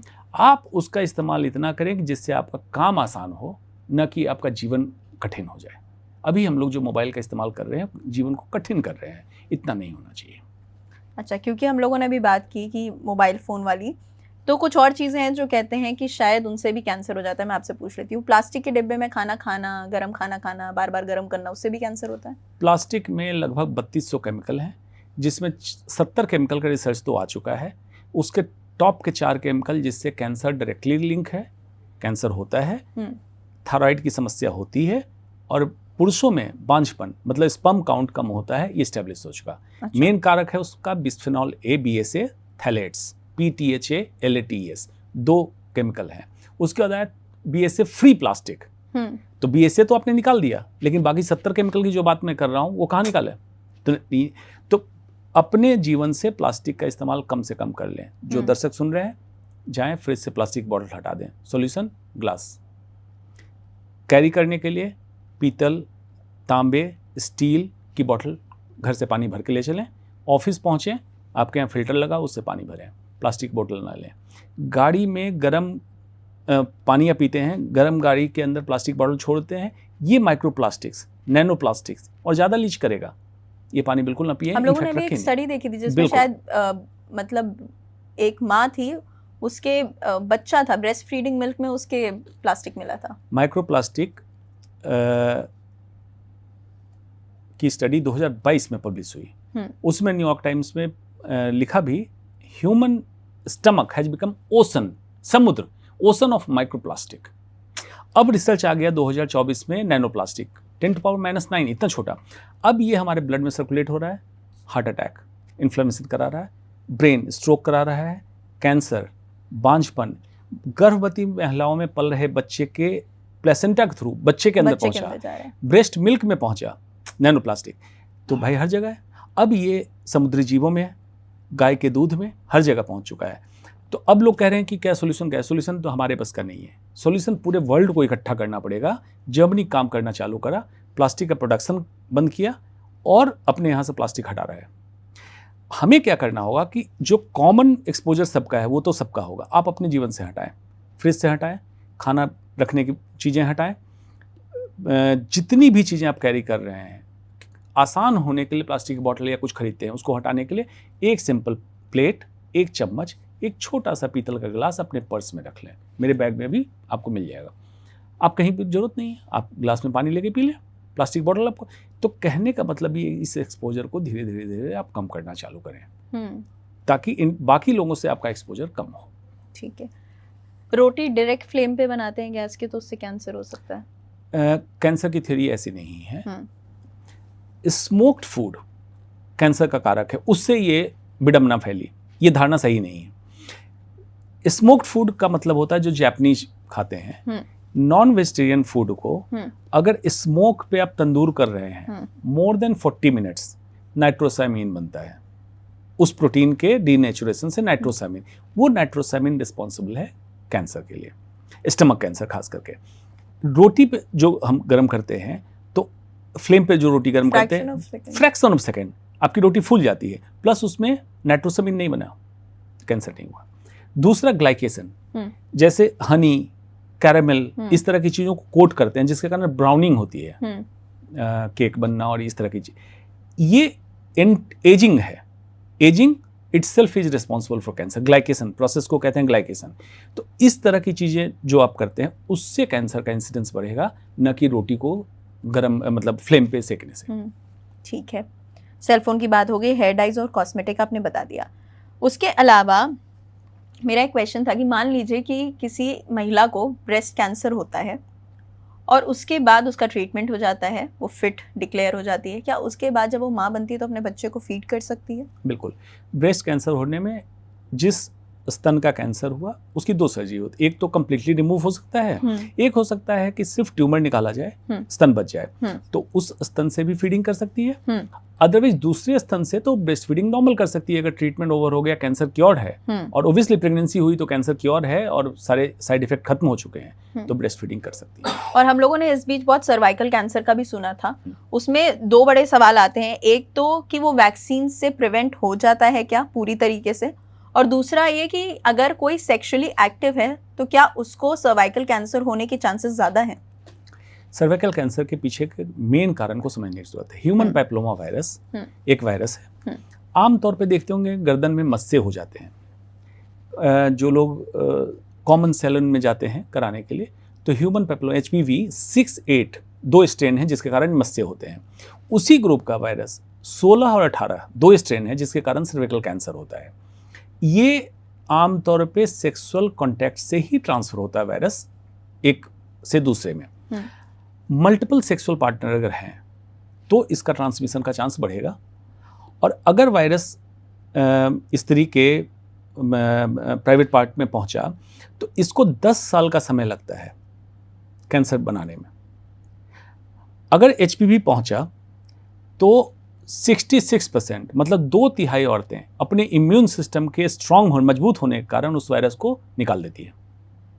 33% में वायरस बच जाता है, और ये वायरस धीरे धीरे चेंजेस चालू करता है। 10 साल लगता है जब प्री कैंसर कंडीशन आता है, जिसके लिए हम लोग कहते हैं कि आप अगर पैप स्मीयर इस तरह की जांच कराते हैं तो प्री कैंसर कंडीशन में हम पकड़ लेते हैं इसको। उसके बाद सर्वाइकल कैंसर बनता है। तो 95% सर्वाइकल कैंसर का कारण ह्यूमन पैपिलोमा वायरस है। Most common transmission sexual contact. दूसरा, जो छोटी बच्चियां हैं वो घर में टॉवेल शेयर करती हैं या इस तरह के कॉमन कपड़े जो शेयर करती हैं, इसको अवॉइड करना है, इसकी ज़रूरत है। ब्रश, यही virus HPV mouth cancer and throat cancer के लिए रिस्पॉन्सिबल है वैसे व्यक्ति में जिसने तंबाकू का सेवन नहीं किया। तो ब्रश सब लोग साथ ना रखें। एक ही ग्लास में देखते हैं सब लोग अपने अपने ब्रश रख देते हैं।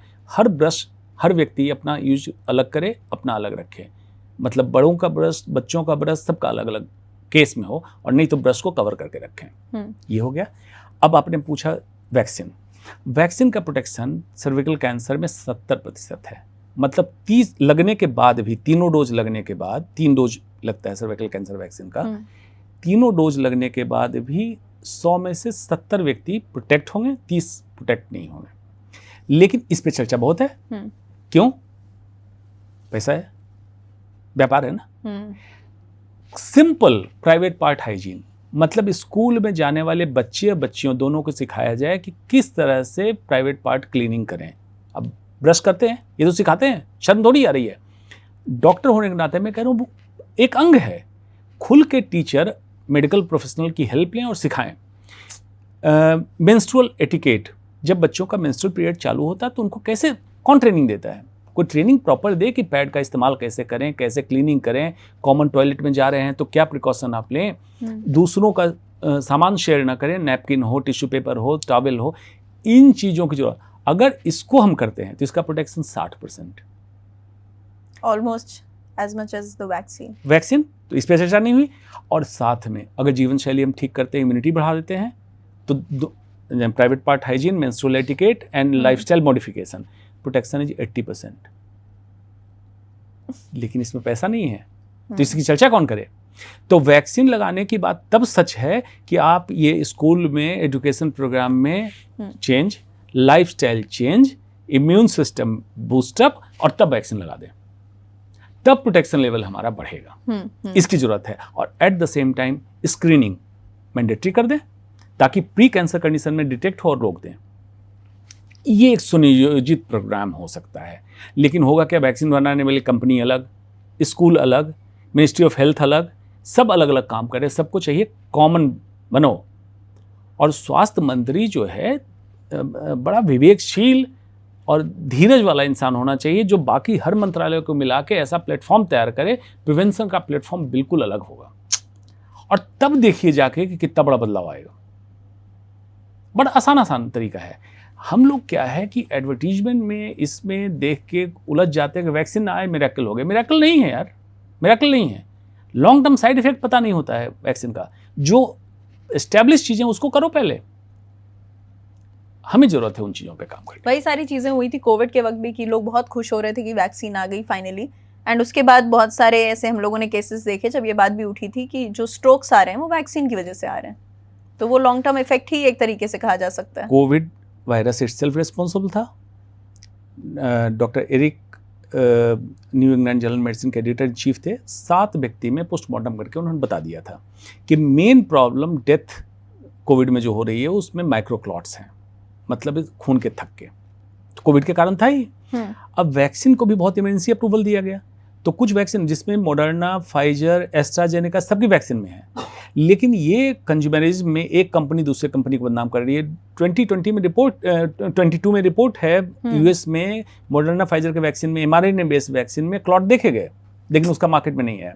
एस्ट्राजेनेका का मार्केट में है। लेकिन एट द सेम टाइम कि जो क्लॉट का रिस्क देखा गया वैसे व्यक्ति को ये भी हुआ था, कोविड भी हुआ था और वैक्सीन भी लगा। तो ये डायरेक्टली कहना कि वैक्सीन कितना रिस्पॉन्सिबल है, नंबर 1। नंबर 2 कि जो प्रोटेक्शन वैक्सीन ने दिया और जो रिस्क हुआ, रिस्क हर चीज़ का है। एस्पिरिन की गोली आप खाते हैं उसका भी रिस्क है। तो दोनों को हमें कैलकुलेट करना चाहिए कि प्रोटेक्शन ज़्यादा दिया या रिस्क ज़्यादा बढ़ा। तो ऐसा तो नहीं सबको जितने को वैक्सीन लगा सबको हार्ट अटैक आ गया, नहीं आया। इतना कॉम्प्लिकेशन हर वैक्सीन के साथ जुड़ा होगा, किसी में कुछ किसी में कुछ। ठीक है।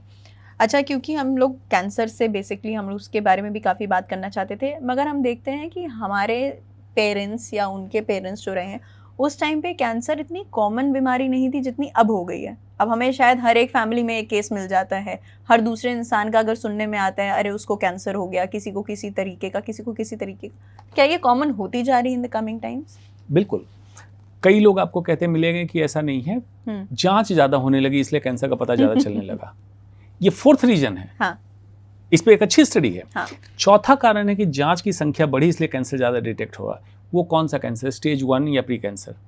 अभी भी इंडिया में स्टेज 3, स्टेज 4 कैंसर ज़्यादा डिटेक्ट हो, जांच के कारण नहीं हो रहा है। इसका सिंपल उदाहरण, 25 साल से मैं प्रैक्टिस में आ गया सारी डिग्री करके। पहले लोग कहते थे बुलंदशहर जनपद में आपने किसी का कैंसर का इलाज किया था, मैं उसी जनपद से हूँ। अब कहता है मेरे पड़ोसी का या मेरे घर में किसी का आपने इलाज किया था, मैं उसी घर से हूँ। तो कैंसर तो वाकई बढ़ा है, कैंसर का इंसिडेंस बढ़ा है, ये पहला ही कारण है, इंसिडेंस बढ़ा है।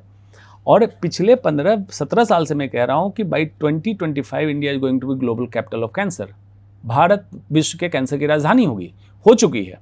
हम डिक्लेयर ना करें वो दूसरी बात है, क्योंकि हमारे अंडर रिपोर्टिंग है। जितने केसेस रिपोर्ट आप देख रहे हैं उससे ज़्यादा अनरिपोर्टेड हैं, रिपोर्ट ही नहीं है।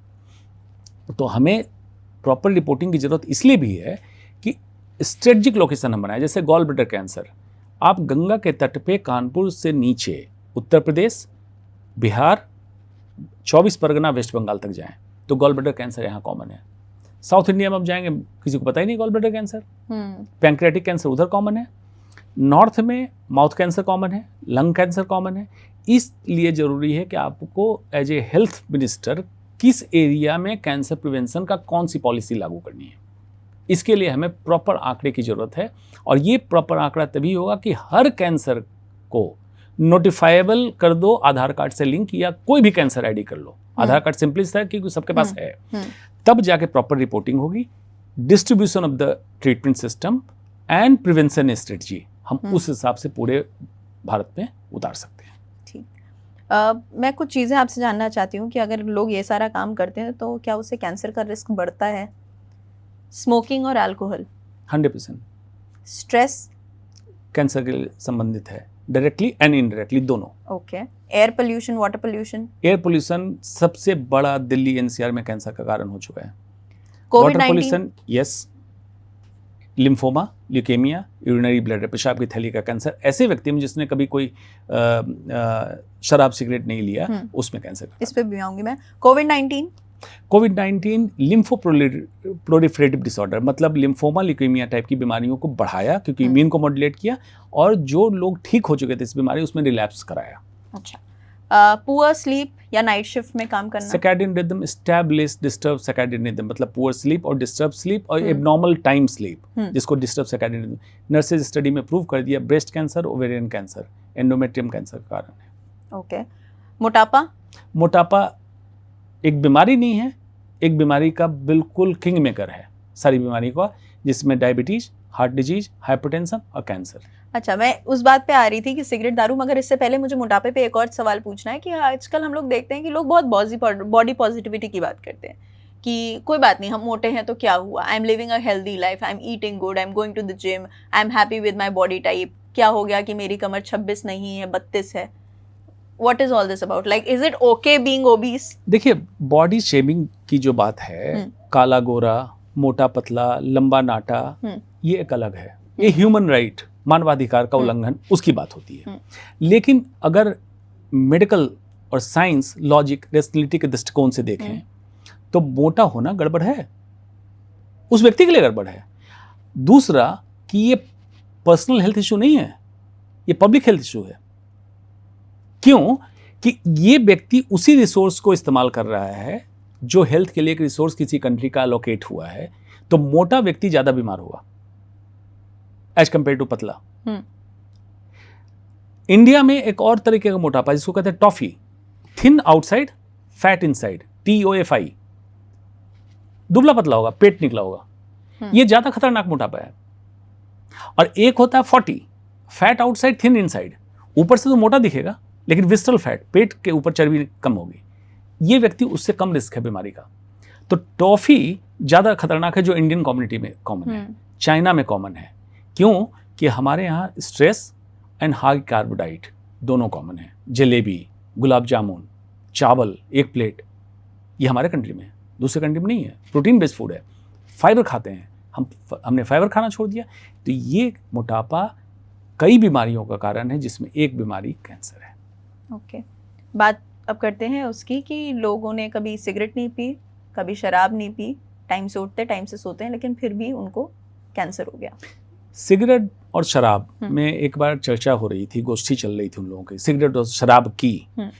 तो कह रहे थे कि हम तो बहुत छोटे हो गए हैं समाज में, कैंसर का जो कारण है या हार्ट डिजीज का कारण है, हमसे बड़ा हो गया वायु प्रदूषण, खाद्य पदार्थ में मिलावट, सारी चीज़ों में मिलावट। अगर भारत में कहें तो व्यक्ति के मानसिक स्तर से लेके शारीरिक स्तर से लेके हवा तक हर जगह मिलावट है। शुद्ध क्या है आप बता के देखिए, सोच के, कुछ भी नहीं है।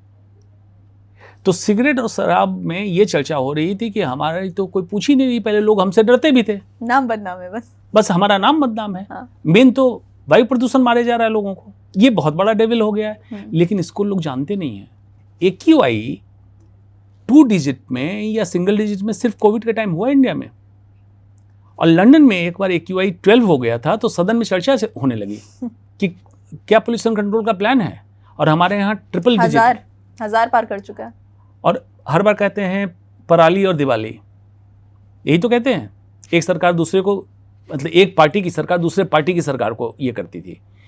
तो ऑड इवन आपने कर लिया, पराली दिवाली कर लिया, सब कर लिया, तो प्रदूषण कम क्यों नहीं हो जा रहा है? अक्टूबर के महीने में जब दीपावली के टाइम अमावस्या का होता है, तो जब प्लैनेटरी मूवमेंट होगा तो ठंड होगी, जो वातावरण में 2-2.5 किलोमीटर ऊपर, जब हवाई जहाज से आप नीचे उतरते हैं देखते होंगे एक लेयर है दिल्ली के ऊपर, ये सेटल डाउन होकर नीचे आता है, बस इतना ही अंतर है। और आप कहते हैं प्रदूषण आ गया, उसमें एडिशनल ऐड हो जाता है पराली दिवाली या जो भी। दिल्ली NCR में वाकई अगर स्ट्रॉन्ग विल पावर हो तो प्रदूषण खत्म हो जाएगा, जिसमें एयर पोल्यूशन, यमुना का प्रदूषण, सारे प्रदूषण हम खत्म कर सकते हैं। लेकिन strong will power is required. लेकिन आप कहिएगा तो फिर क्यों नहीं करेंगे? भाई टैंकर में पानी छिड़काव का स्कैम, वो पोल्यूशन टावर कंट्रोल का स्कैम, ये कैसे करेंगे? ये जो पॉलिटिशियंस होते हैं बहुत ही एम ओरिएंटेड होते हैं कि इनको पैसा कहाँ से बनाना है, पब्लिक का स्वास्थ्य करने का। पब्लिक की बेवकूफ़ी है। मैं हर समय कहता हूँ पब्लिक वोट देना चालू करे कि जो पॉलिटिशियन, जो पार्टी आपके स्वास्थ्य, शिक्षा और सुरक्षा की बात करे, उसको वोट दो। मंदिर आप अपने बना लोगे, मस्जिद आप अपने बना लोगे, त्यौहार आप अपने कर लोगे। आप स्वस्थ रहो, सुरक्षित रहो, शिक्षित रहो, 3 चीज़ हो जाए, रोजगार भी कर लोगे आप। Vote for the folk. सही बात है, क्योंकि जब भी आप ये बात कहते हो तो मुझे कोविड का ही समय याद आता है। उस टाइम कोई हिंदू मुसलमान ये सारी चीज़ें नहीं हो रही थी, मंदिर मस्जिद नहीं हो रहा था। उस टाइम लोगों को था कि बस हेल्थ केयर हो जाए। लोगों ने अथाह पैसा बहाया है, लेकिन उनको हॉस्पिटल में रूम नहीं मिल रहे थे। सारी उनके पास रिसोर्सेज होने बावजूद वो लोगों की जान नहीं बचा पाए। बिल्कुल। इसमें क्या है, देखिए समय आता है, समाज अभी जैसे हो रहा है, कई लोगों को लगता है मैं सनातनी हूँ, इसमें कोई कन्फ्यूजन नहीं है। वेद उपनिषद आ जाएं, शास्त्रार्थ करें मेरे साथ, जो क्लेम करते हैं कि सनातनी हैं।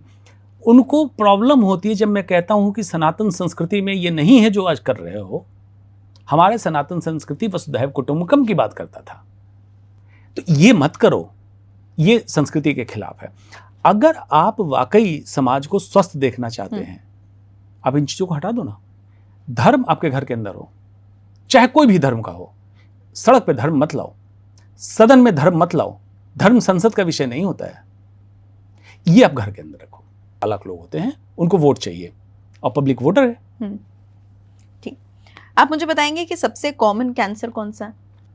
अगर ओवरऑल देखेंगे पुरुषों में सबसे कॉमन कैंसर लंग कैंसर, फेफड़े का कैंसर, उसके बाद माउथ एंड थ्रोट का कैंसर। महिलाओं में पूरे भारत को मिलाएंगे सर्विकल कैंसर, बच्चेदानी का मुंह का कैंसर, और सेकंड पे स्तन कैंसर। अच्छा। मेट्रो सिटी में महिलाओं में स्तन कैंसर ज़्यादा कॉमन है, सर्विकल कैंसर कम कॉमन है। लोग जागरूक हो रहे हैं मेट्रो सिटी में। ओके। सबसे ज़्यादा डेंजरस कौन सा होता है? 3 कैंसर सबसे ज़्यादा तेजी से फैलता है या लेट डिटेक्ट होता है। डेंजरस होने का मतलब वही हुआ कि एडवांस डिटेक्ट हो या तेजी से फैले। फेफड़े का कैंसर, गॉल ब्लैडर पित्त की थैली का कैंसर, और लिवर कैंसर। ये डिटेक्ट लेट से होता है, या अगर हो गया तो फैलता बहुत तेजी से। ये डेंजरस आप कह सकते हैं। Easily curable? Mouth cancer, breast cancer, colon cancer, बड़ी आंत का कैंसर, ये सब इजीली क्योरेबल कैंसर में से एक है। ठीक है। कोई ऐसा कैंसर है जो होने के बाद आपकी बॉडी में और बहुत सारे कॉम्प्लिकेशंस होने लगते हैं, या जो बाकी बॉडी के फंक्शन को बहुत ज़्यादा डिस्टर्ब करे? हाँ, जो कैंसर आप 2 तरह से समझें। सॉलिड ट्यूमर जिसमें आप गठान महसूस करें, और ब्लड कैंसर जिसमें कोई गठान नहीं होती है, मतलब पूरे ब्लड में। तो ब्लड कैंसर में दिक्कत ये है कि सर्कुलेटिंग जितने ब्लड सेल्स हैं वो एबनॉर्मल है, तो पूरे शरीर में आपको दिक्कत होगी। या सॉलिड ट्यूमर मेटास्टेसिस, मतलब स्टेज 4 हो जाए, दूसरे अंग तक पहुंच जाए, तो लक्षण आपके कई हो जाएंगे। एक तो कैंसर इटसेल्फ से ये समस्या, कैंसर के ट्रीटमेंट कीमोथेरेपी उसका साइड इफेक्ट है। कैंसर की कोशिकाओं का लाभ है, नॉर्मल सेल्स को मार रहा है, उसमें दिक्कत हो सकती है आपको। कुछ सर्जरी के बाद ऐसे कॉम्प्लिकेशन होते हैं जो शरीर के अन्य अंग में भी दिक्कत करे। या रेडियोथेरेपी में कभी कभी जिस एरिया में रेडियोथेरेपी देते हैं, फॉर एग्जांपल पेट के निचले हिस्से में रेडियोथेरेपी दी, पेशाब में भी तकलीफ है, टट्टी में तकलीफ है, ये सब कॉम्प्लिकेशन ऑफ ट्रीटमेंट। तो कैंसर एब्सेस से दिक्कत और कैंसर के इलाज से कौन कौन सी दिक्कत, ये है। ठीक है, हम कीमोथेरेपी की बात कर रहे थे। हमने लोगों ने देखा है अक्सर, एक अगर लेमैन की तरह बात करें तो हमने देखा जितने भी लोग ज़्यादातर कीमोथेरेपी लेते हैं उनका हेयर लॉस होता है। उसका रीज़न क्या है? जैसे आप इसको एक समझाने के लिए मैं बताऊं कि अगर 1000 कैंसर सेल्स मर रहे हैं तो 100 नॉर्मल सेल्स भी मर रहे हैं।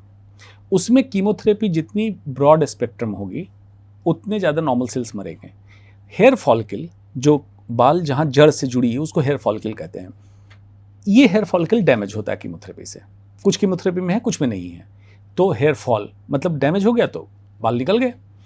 इसमें लगभग 60 से 70% हेयर्स रीग्रो कर जाते हैं। मतलब फॉलिकल कीमोथेरेपी बंद होने के बाद जनरेट हुआ, नए बाल आ गए, और बाल कर्ली होते हैं और घने होते हैं, उसको कहते हैं कीमो कर्ल। कीमोथेरेपी होने के बाद घुंघराले बाल आ जाना, कर्ली हेयर्स आते हैं। इसी तरह से बोन मैरो सेपरेशन होता है, खून की कमी हो जाती है, प्लेटलेट की कमी हो जाती है। ये इसलिए होता है कीमोथेरेपी का दूसरे अंग पे भी असर हुआ, इसके कारण हेयर फॉल या ब्लड का कम होना होता है। ठीक है, स्टेजेस ऑफ कैंसर की बात कर रहे थे, तो हम लोगों ने सुना है कई लोग होते हैं 4th स्टेज कैंसर से भी ठीक होकर आ जाते हैं, कई लोग होते हैं कि शुरुआत में ही बहुत कॉम्प्लिकेशंस हो जाते हैं। तो किस स्टेज तक क्योरेबल होता है, और क्या अलग अलग कैटेगरी ऑफ कैंसर पर डिपेंड करता है कि कहाँ वो क्योर हो पाएगा और नहीं हो पाएगा? बिल्कुल, इस पे तो बिल्कुल डिपेंडेंट है किस अंग का कैंसर है और किस स्टेज में है, और सबसे इम्पॉर्टेंट कि क्या ट्रीटमेंट प्लान हुआ है, ये भी इम्पॉर्टेंट है। तो आमतौर पे स्टेज 1 स्टेज 2 कैंसर क्यूरेबल है। स्टेज 4 कैंसर क्यूरेबल नहीं है। इसमें हम लाइफ बढ़ा सकते हैं, और बढ़े लाइफ में इनको तकलीफ ना हो हम इसके लिए इंतजाम कर सकते हैं। स्टेज 3 कैंसर में कुछ दवाइयाँ देके इसको श्रिंक करके फिर क्योर कर सकते हैं। अब डिपेंड करता है जो मैंने बात कही, ट्रीटमेंट क्या हुआ। डॉक्टर जो इलाज कर रहा है कैंसर का, वो कैंसर का डॉक्टर होना चाहिए, बड़ा इंपॉर्टेंट है। तो आमतौर पे अस्पताल की बिल्डिंग देख के जो मरीज चल जाते हैं, बिल्डिंग इलाज नहीं करेगा। आज ये हरे नीले शीशे वाले बिल्डिंग में सिनेमा हॉल खोल दिया जाएगा तो सिनेमा चलने लगेगा। अस्पताल की आत्मा कौन है? उसमें बैठा डॉक्टर। वो डॉक्टर पेशेंट सेंट्रिक होना चाहिए, मतलब मरीज के लिए सोचे। और कैसे सोचे कि आज बीमारी लेकर आप आए हैं, इसका टोटल प्लान इलाज का ये है आपका, पारदर्शिता के साथ उसको करें। और मैं हर समय कहता हूं कि डॉक्टर कृष्ण के रूप में, मरीज अर्जुन के साथ रूप में बैठ जाए, लेकिन डॉक्टर कृष्ण हो, आज कृष्ण मिले तो मरीज अर्जुन बन जाए। उसके बाद सिंपली है, कृष्ण कहे कि यहां तीर लगाओ तो मरीज उसको फॉलो कर ले, कैंसर क्यूरेबल है। लेकिन न कृष्ण है तो अर्जुन बने कैसे? तो इसलिए मैं हर समय कहता हूं, ट्रस्ट योर डॉक्टर, लेकिन ब्लाइंड ट्रस्ट मत करो। टेक सेकेंड ओपिनियन, दोबारा जाके किसी दूसरे कैंसर के डॉक्टर से मिलो, नंबर 1। नंबर 2, जो डॉक्टर इलाज करे उसकी डिग्री देखो कि कैंसर की डिग्री है कि नहीं है। मगर बहुत सारे लोग इससे ऑफेंड हो जाएंगे। ऑफेंड हो जाए, मजाक थोड़ी, ह्यूमन लाइफ है। ऑफेंड हो जाए, डॉक्टर ही ऑफेंड होगा या कॉर्पोरेट अस्पताल ऑफेंड होगा तो हो जाए। भाई कैंसर का इलाज कर रहे हो, मजाक थोड़ी कर रहे हो, लाइफ डेथ का सवाल है। उस बंदे का क्वालिफिकेशन तो देखेंगे, चेक करेंगे ही, क्यों नहीं करेंगे चेक? ऐसे थोड़ी किसी के हाथ में जीवन छोड़ दोगे, चेक करो। और जो बोलता है डॉक्टर को, आप अगर ट्रस्ट बिल्ड करके पूछेंगे तो डॉक्टर को अच्छा लगेगा आपका जवाब देने में। और अगर डॉक्टर जवाब देने में अच्छा नहीं लग रहा है तो उस डॉक्टर को छोड़ दीजिए। हाँ, उसको छोड़ दीजिए। अच्छा, कैंसर किसी को हुआ, ट्रीटमेंट हुआ, ठीक हो गया, वापस हो सकता है? हाँ, कैंसर की प्रॉब्लम यही है, रिलैप्स। उस रिलैप्स में हम लोग कहते हैं, खास करके स्टेज 1 स्टेज 2 जैसे मैंने कहा, तो क्यूरेबल कैंसर आमतौर पे सर्जरी करते हैं। सर्जरी में उस जगह पे कैंसर वापस ना आए, जिस कैंसर को आपने निकाला वो वापस ना आए, तो मानते हैं हम कि सक्सेसफुल, जिसको कहते हैं सक्सेसफुल ट्रीटमेंट हो गया। दूसरा कैंसर पनप सकता है, जैसे माउथ कैंसर में बड़ी दिक्कत है कि अगर कोई इंसान गुटखा खा रहा है, स्मोकिंग कर रहा है, एक जगह तो कर नहीं रहा है, एक जगह कैंसर बना, आपने उसको क्योर कर दिया, ये नहीं आना चाहिए। दूसरे गाल में, जीभ में, गले में कहीं आ सकता है कैंसर, क्योंकि उसने ये टॉक्सिन्स हर जगह डाला हुआ है।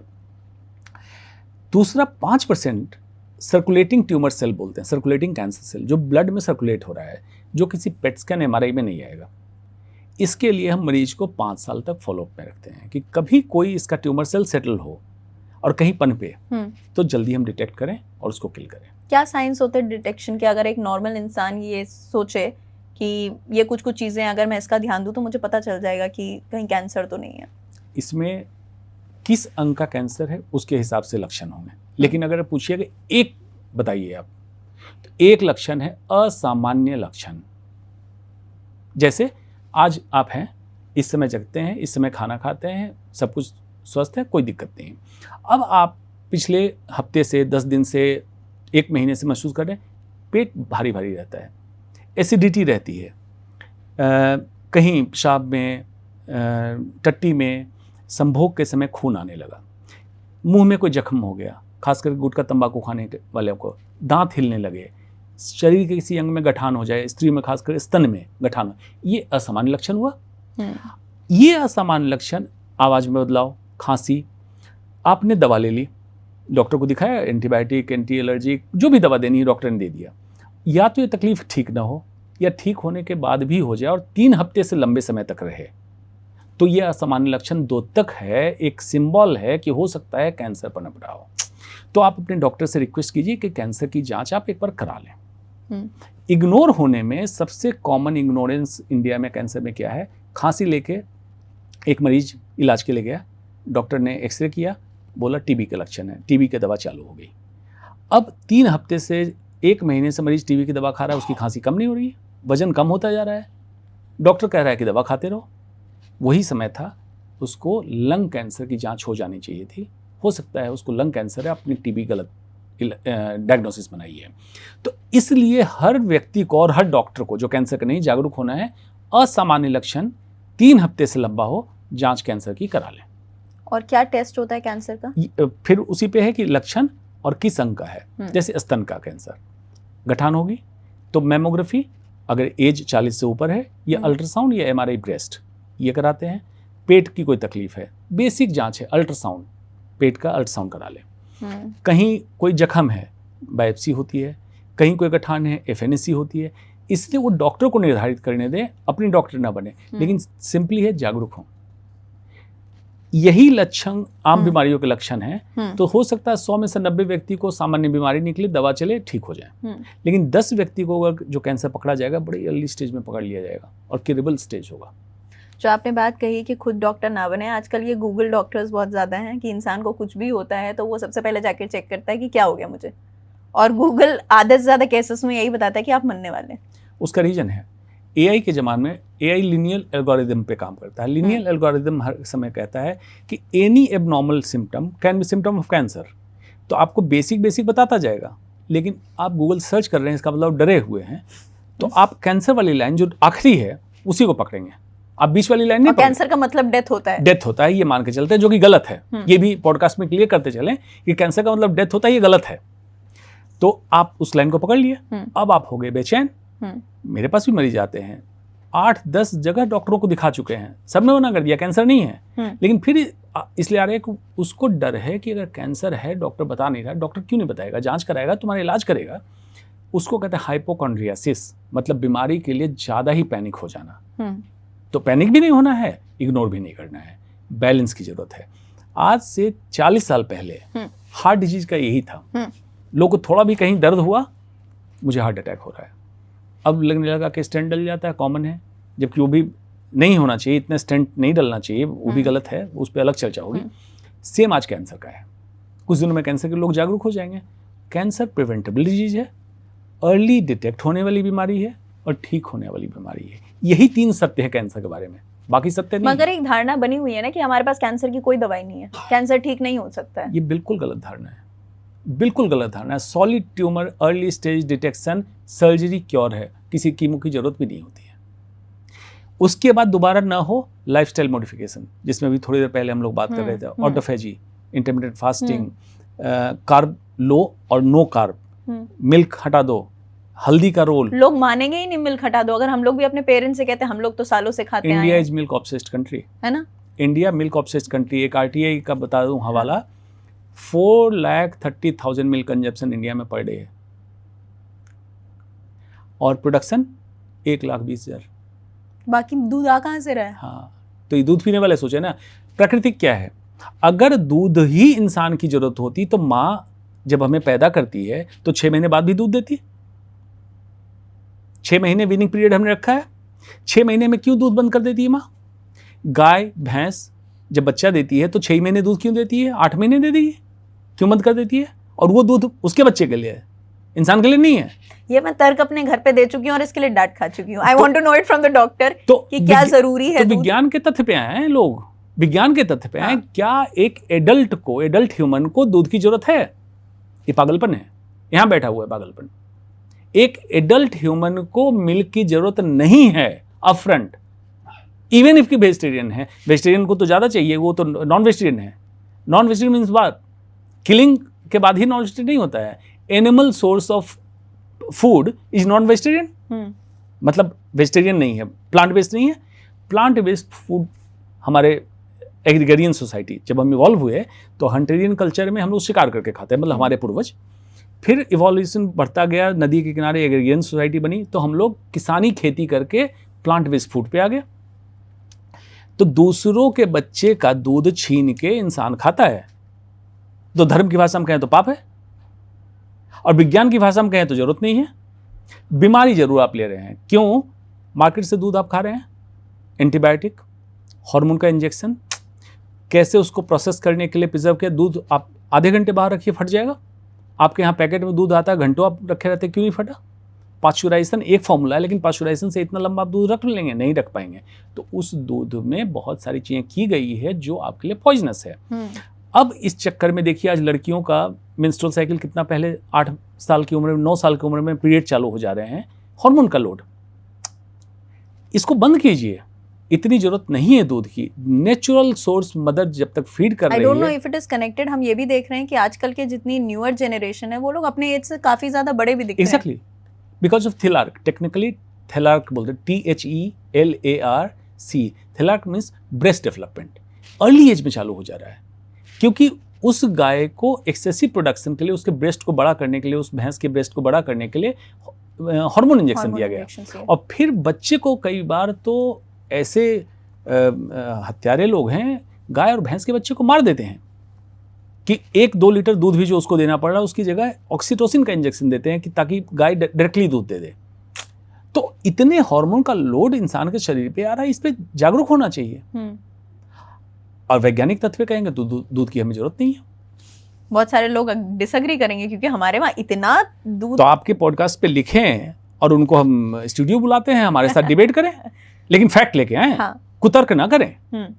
तर्क लाइए, साइंस को और रेशनलिटी को लेके आइए। हम तर्क करने को, साथ साथ करने को बैठे हैं। I'm so happy कि हमने ये पॉइंट उठाया, क्योंकि मुझे दूध नहीं पसंद है और मैं ये एक्सप्लेन कर करके थक चुकी हूँ कि मुझे नहीं पीना है। और यही बताया जाता है अभी नहीं समझ में आ रहा है, बुढ़ापे में समझ में आएगा, जोड़ों में दर्द होगा, ये होगा, वो निहारिका जी, आपसे मैं उम्र में बड़ा हूँ जी, तो मुझे तो बहुत प्रॉब्लम हो जानी चाहिए थी दूध नहीं ले रहा हूँ तो आप निश्चिंत रहिए, आपको भी प्रॉब्लम नहीं होगी, क्योंकि मुझे नहीं हुई है प्रॉब्लम। और जो आपको कह रहे हैं उनसे कहिए कि दूध समस्या का समाधान नहीं है। हाँ। आप प्लांट बेस्ड फूड खाएं, एक विटामिन सी मतलब सिट्रस फ्रूट खाएं, सीजनल। अभी शहतूत आ रहा है, दिल्ली में जरा पूछिए कितने लोग जानते हैं शहतूत क्या होता है। इसको मैं मलबरी बोल दूं अमेरिका टाइप तो लोग पागल हो जाएंगे। इतना अच्छा लाइकोपिन, इतना अच्छा एंटीऑक्सीडेंट शहतूत में, सीजनल, बिल्कुल 15-20 दिन आएगा शहतूत, उससे ज़्यादा नहीं आएगा। आप उसको खाएं। आप अच्छी चीज़ों पे जाइए। पागल हुए पड़े हैं, जॉम्बी हेडेड हो चुके हैं हम। सुबह उठेंगे, जाके थैली में दूध ले आएंगे या बाल्टी में दूध ले आएंगे, उससे क्या हो जाएगा? आप स्मार्ट बन रहे हैं, जरूरत ही नहीं है आपकी। अच्छा, लाइफस्टाइल की बात कर रहे हो, लाइफस्टाइल का काफ़ी इम्पैक्ट होता है कि आपको कैंसर होगा या नहीं होगा। लेकिन हम लोग ने बॉलीवुड में बहुत सारे केसेस देखे हैं, एक्टर्स के देखे हैं, जिनको हम एक्सपेक्ट करते हैं कि उनका रूटीन बहुत अच्छा होगा, जिम जाते हैं, अच्छा खाते हैं, फैंसी चीज़ें खाते होंगे, अपना ध्यान रखते हैं, they have to look good all the time, फिर भी इतने सारे कैंसर के केसेस उनमें देखने के लिए मिले। आप ये बात क्यों पूछ रही हैं? क्योंकि आप मानती हैं बॉलीवुड वाले सेलिब्रिटी हैं। कैंसर थोड़ी मानता है वो सेलिब्रिटी हैं। कैंसर को ह्यूमन डीएनए समझ में आता है कि उसके लिए आप काम कुछ भी कर रहे हैं, फिल्म में नाच रहे हो या ऑफिस में काम कर रहे हो या मजदूर खेती कर रहा हो, अगर आप ससेप्टेबल हैं तो कैंसर होगा। अब चलिए चर्चा करते हैं। मैंने सर्काडियन रिदम की बात की, मतलब रात को जगना। फिल्म इंडस्ट्री के लोग कब जगते हैं? शूट्स जैसे उनके शूट्स सुबह 4-5 बजे तक शूट करते हैं, पूरी रात जगते हैं, दिन में सोते हैं। पहला रिस्क। जब जगते हैं तो वैनिटी वैन में खाना क्या खाते हैं? Sandwich, packed food, plastic wrapped, processed food. Cancer का कारक। कितनी मेकअप लगाती हैं हीरोइनें? हीरो भी लगाते हैं, हमारे तो दोस्त हैं, हम कई बार समझा चुके हैं कि मत लगाओ।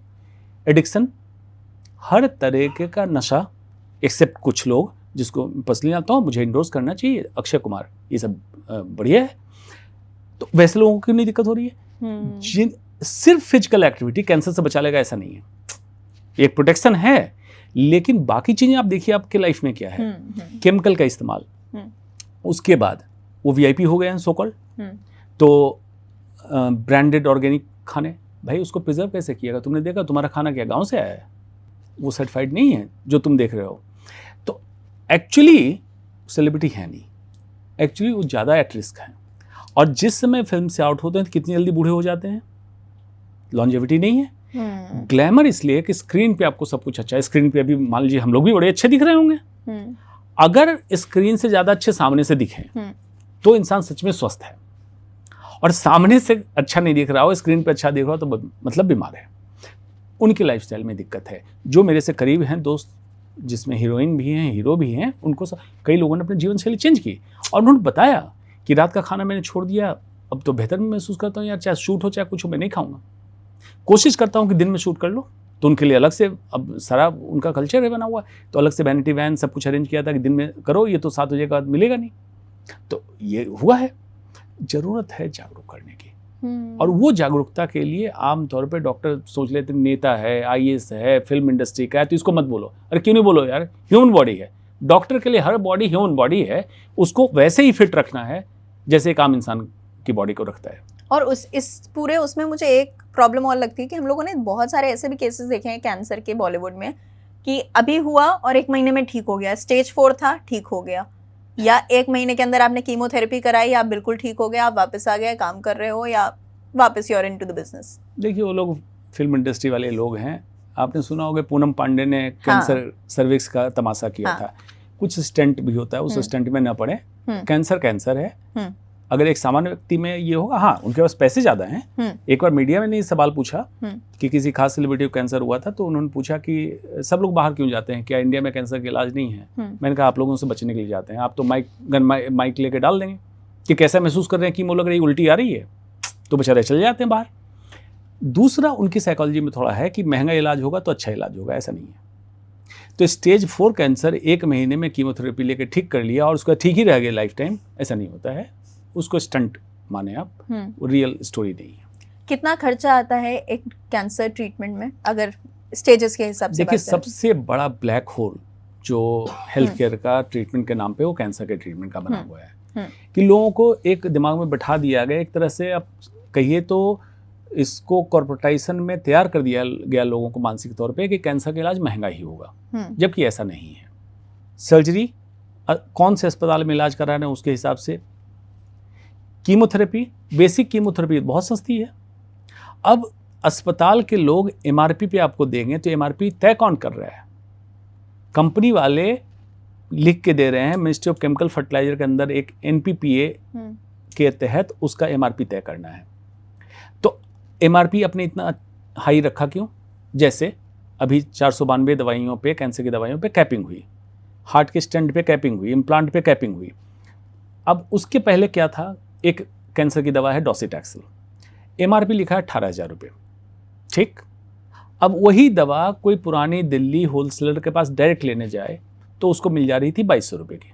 इतना मार्जिन था? तो ये मार्जिन कौन अलाउ किया?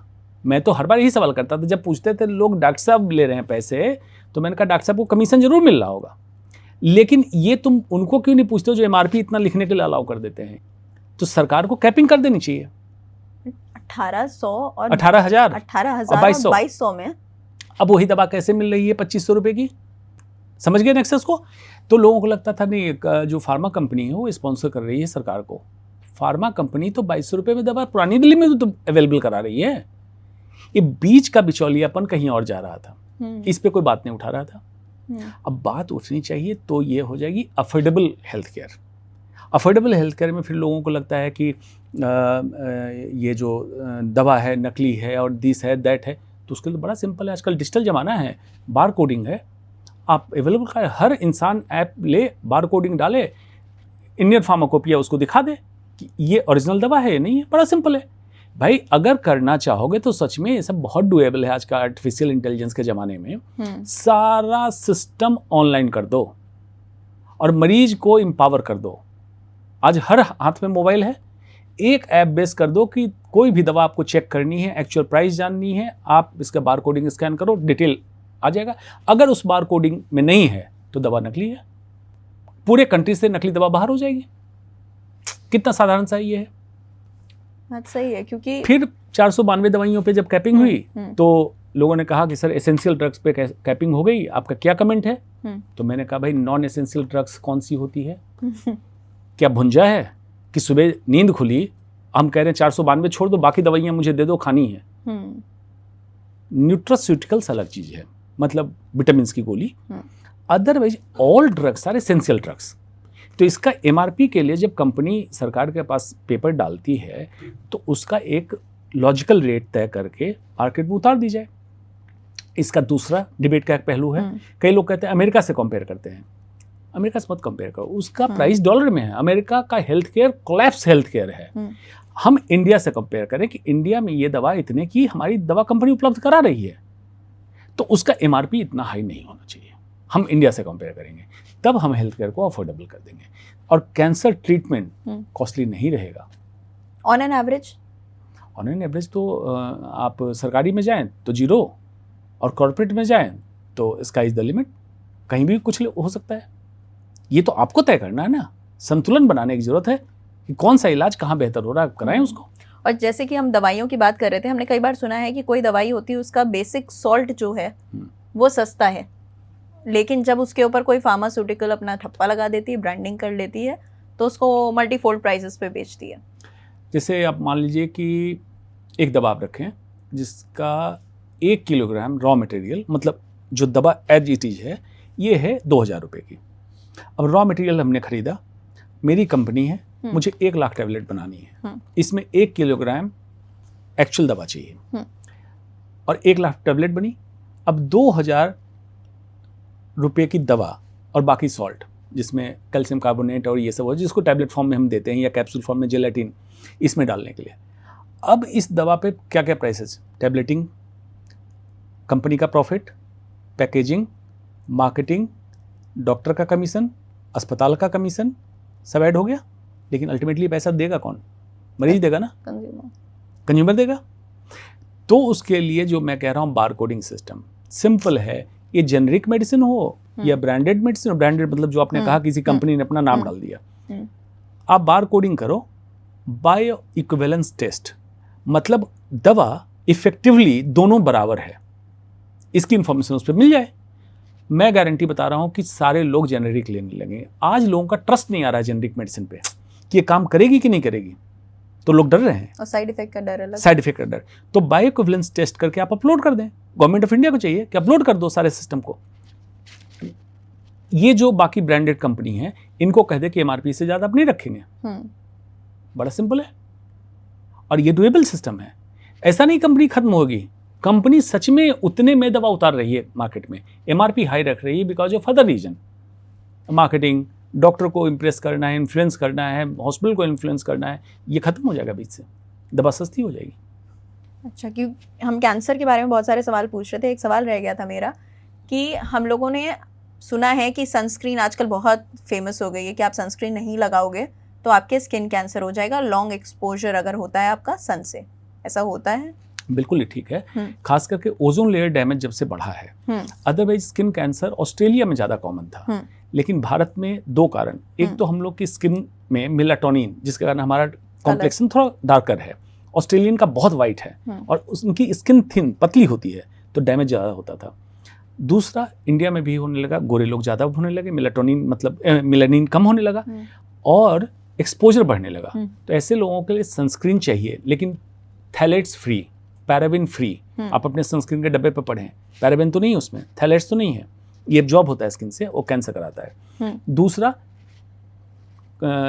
अम्ब्रेला, छाता, कैप, हैट, गॉगल्स, कवर, जो लड़कियां स्कूटी चलाती हैं, ग्लव्स पहनती हैं, इसका भी इस्तेमाल करें। और सनस्क्रीन का इस्तेमाल सिर्फ निकलने से 10 मिनट पहले करें, और 2 घंटे से अगर ज़्यादा रहना है तो उसको वॉश करके दोबारा लगाएं। 2 घंटे तक सनस्क्रीन काम करती है, उसके बाद काम नहीं करती है।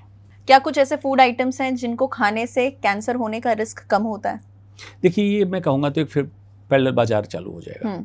मैंने क्या कहा आपको, रीजनल, सीजनल, देसी, बैक टू बेसिक्स। अब इसमें क्या है, विटामिन सी, आंवला, नींबू।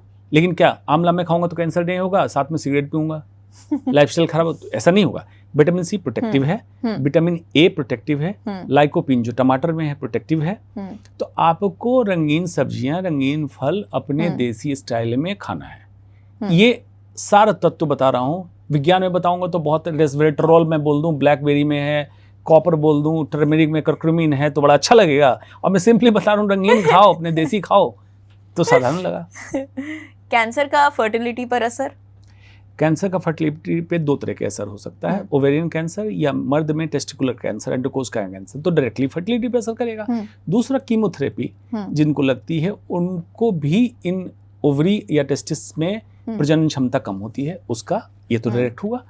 इनडायरेक्ट, कैंसर के डायग्नोसिस के बाद स्ट्रेस में मर्दों में इम्पोर्टेंसी, जबकि उस अंग का कैंसर नहीं है, लेकिन इम्पोर्टेंसी का बहुत देखा गया। 2 कारण, स्ट्रेस में कॉर्टिसोल बढ़ता है, और कॉर्टिसोल जो सेक्सुअल पोटेंसी है उसको कम करता है।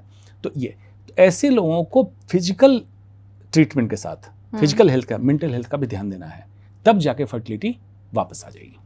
अच्छा, एवरेज सैलरी क्या होती है? किसी कैंसर एक्सपर्ट की हमारे कंट्री में? सैलरी होनी चाहिए कैंसर एक्सपर्ट की। अच्छा। सरकारी में तो डॉक्टर की जो सैलरी जिस ग्रेड में होंगे वही होगी। कैंसर एक्सपर्ट जो प्राइवेट में काम कर रहे हैं, पहले तो कैंसर एक्सपर्ट होना चाहिए एमसीएच, अगर सर्जन है तो एमसीएच हो, और मेडिकल ऑन्कोलॉजिस्ट जो कीमो वाला डॉक्टर तो डीएम हो, पहले तो डिग्री उसकी ठीक हो, और उसके बाद वो वही काम करे, मरीज जो फीस दे उतने पे काम करे। क्यों? सैलरी पे काम करेगा तो फिर टारगेट होगा, फिर वो गलत काम करेगा। तीसरा सैलरी नहीं होनी चाहिए डॉक्टर की। ठीक है। और पढ़ाई में कितना खर्चा आता है अगर इंडिया में हो या फिर मैंने एमबीबीएस की डिग्री की 144 रुपये सालाना फीस पर। एमएस सर्जरी की डिग्री जब की तो 18,000 अलीगढ़ मुस्लिम यूनिवर्सिटी मुझे देता था पर मंथ, और एमसीएच की डिग्री की तो 744 रुपये 3 साल। एमसीएच मतलब उसमें इंडिया में 4 सीटें थी, तो 3 साल में मुझे 744 रुपये की फीस देनी पड़ी थी। तो सरकारी कॉलेज से सब मैंने किया, तो मेरे खर्चे हो गए होंगे 50-60 हज़ार रुपये तो हो गए होंगे। लेकिन सरकार ने मुझे और पता नहीं कितने लाख रुपए दिए, क्योंकि मैं एज ए जूनियर डॉक्टर काम कर रहा था और डिग्री कर रहा था। देखिए, इसको महंगा बनाया गया मेडिकल की पढ़ाई को। क्यों? आपको व्यापारी तैयार करना था कि जो निकले और व्यापारी की तरह काम करे। मतलब ये सवाल मैं इसलिए पूछ रही हूँ क्योंकि बहुत मतलब स्कूल टाइम से शुरू हो जाता है कि आप निकलेंगे, फिर आप मेडिकल की कोचिंग करेंगे, फिर आप एम्स जाइए। पहला तो जो बच्चा वहाँ से निकल रहा है या पढ़ाई करने के लिए आगे आ रहा है, उसके दिमाग में होता है कि एम्स जाना है, कैसे हम क्रैक करेंगे। फिर जो भी बच्चे मेडिकल करने की सोचते हैं उनके दिमाग में होता है एमबीबीएस से नीचे हम कुछ नहीं करना चाहते हैं। अब आप बताइए कि 27 लाख बच्चे नीट की परीक्षा में अपीयर होते हैं, सीट कितनी है कंट्री में? 27,000 भी नहीं है। तो बाकी बच्चे जो कोचिंग किए उनके पैसे किसके पास गए? और एक साल नहीं, कई बार कोचिंग की उन्होंने, हॉस्टल में रहे, मेस में खाना खाया, माँ बाप आते जाते रहे, ट्रेवलिंग अलाउंस। समझ गए कितना बड़ा बाजार था।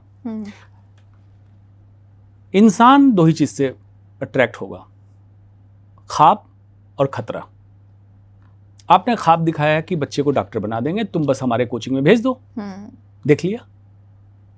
या डॉक्टर जो व्यापारी बना वो आपको डरा दिया कि तुम मेरी बात नहीं मानोगे, तुम मर जाओगे, बस अब बाहर निकले, स्टेंट नहीं डलवाया, तुम मर जाओगे।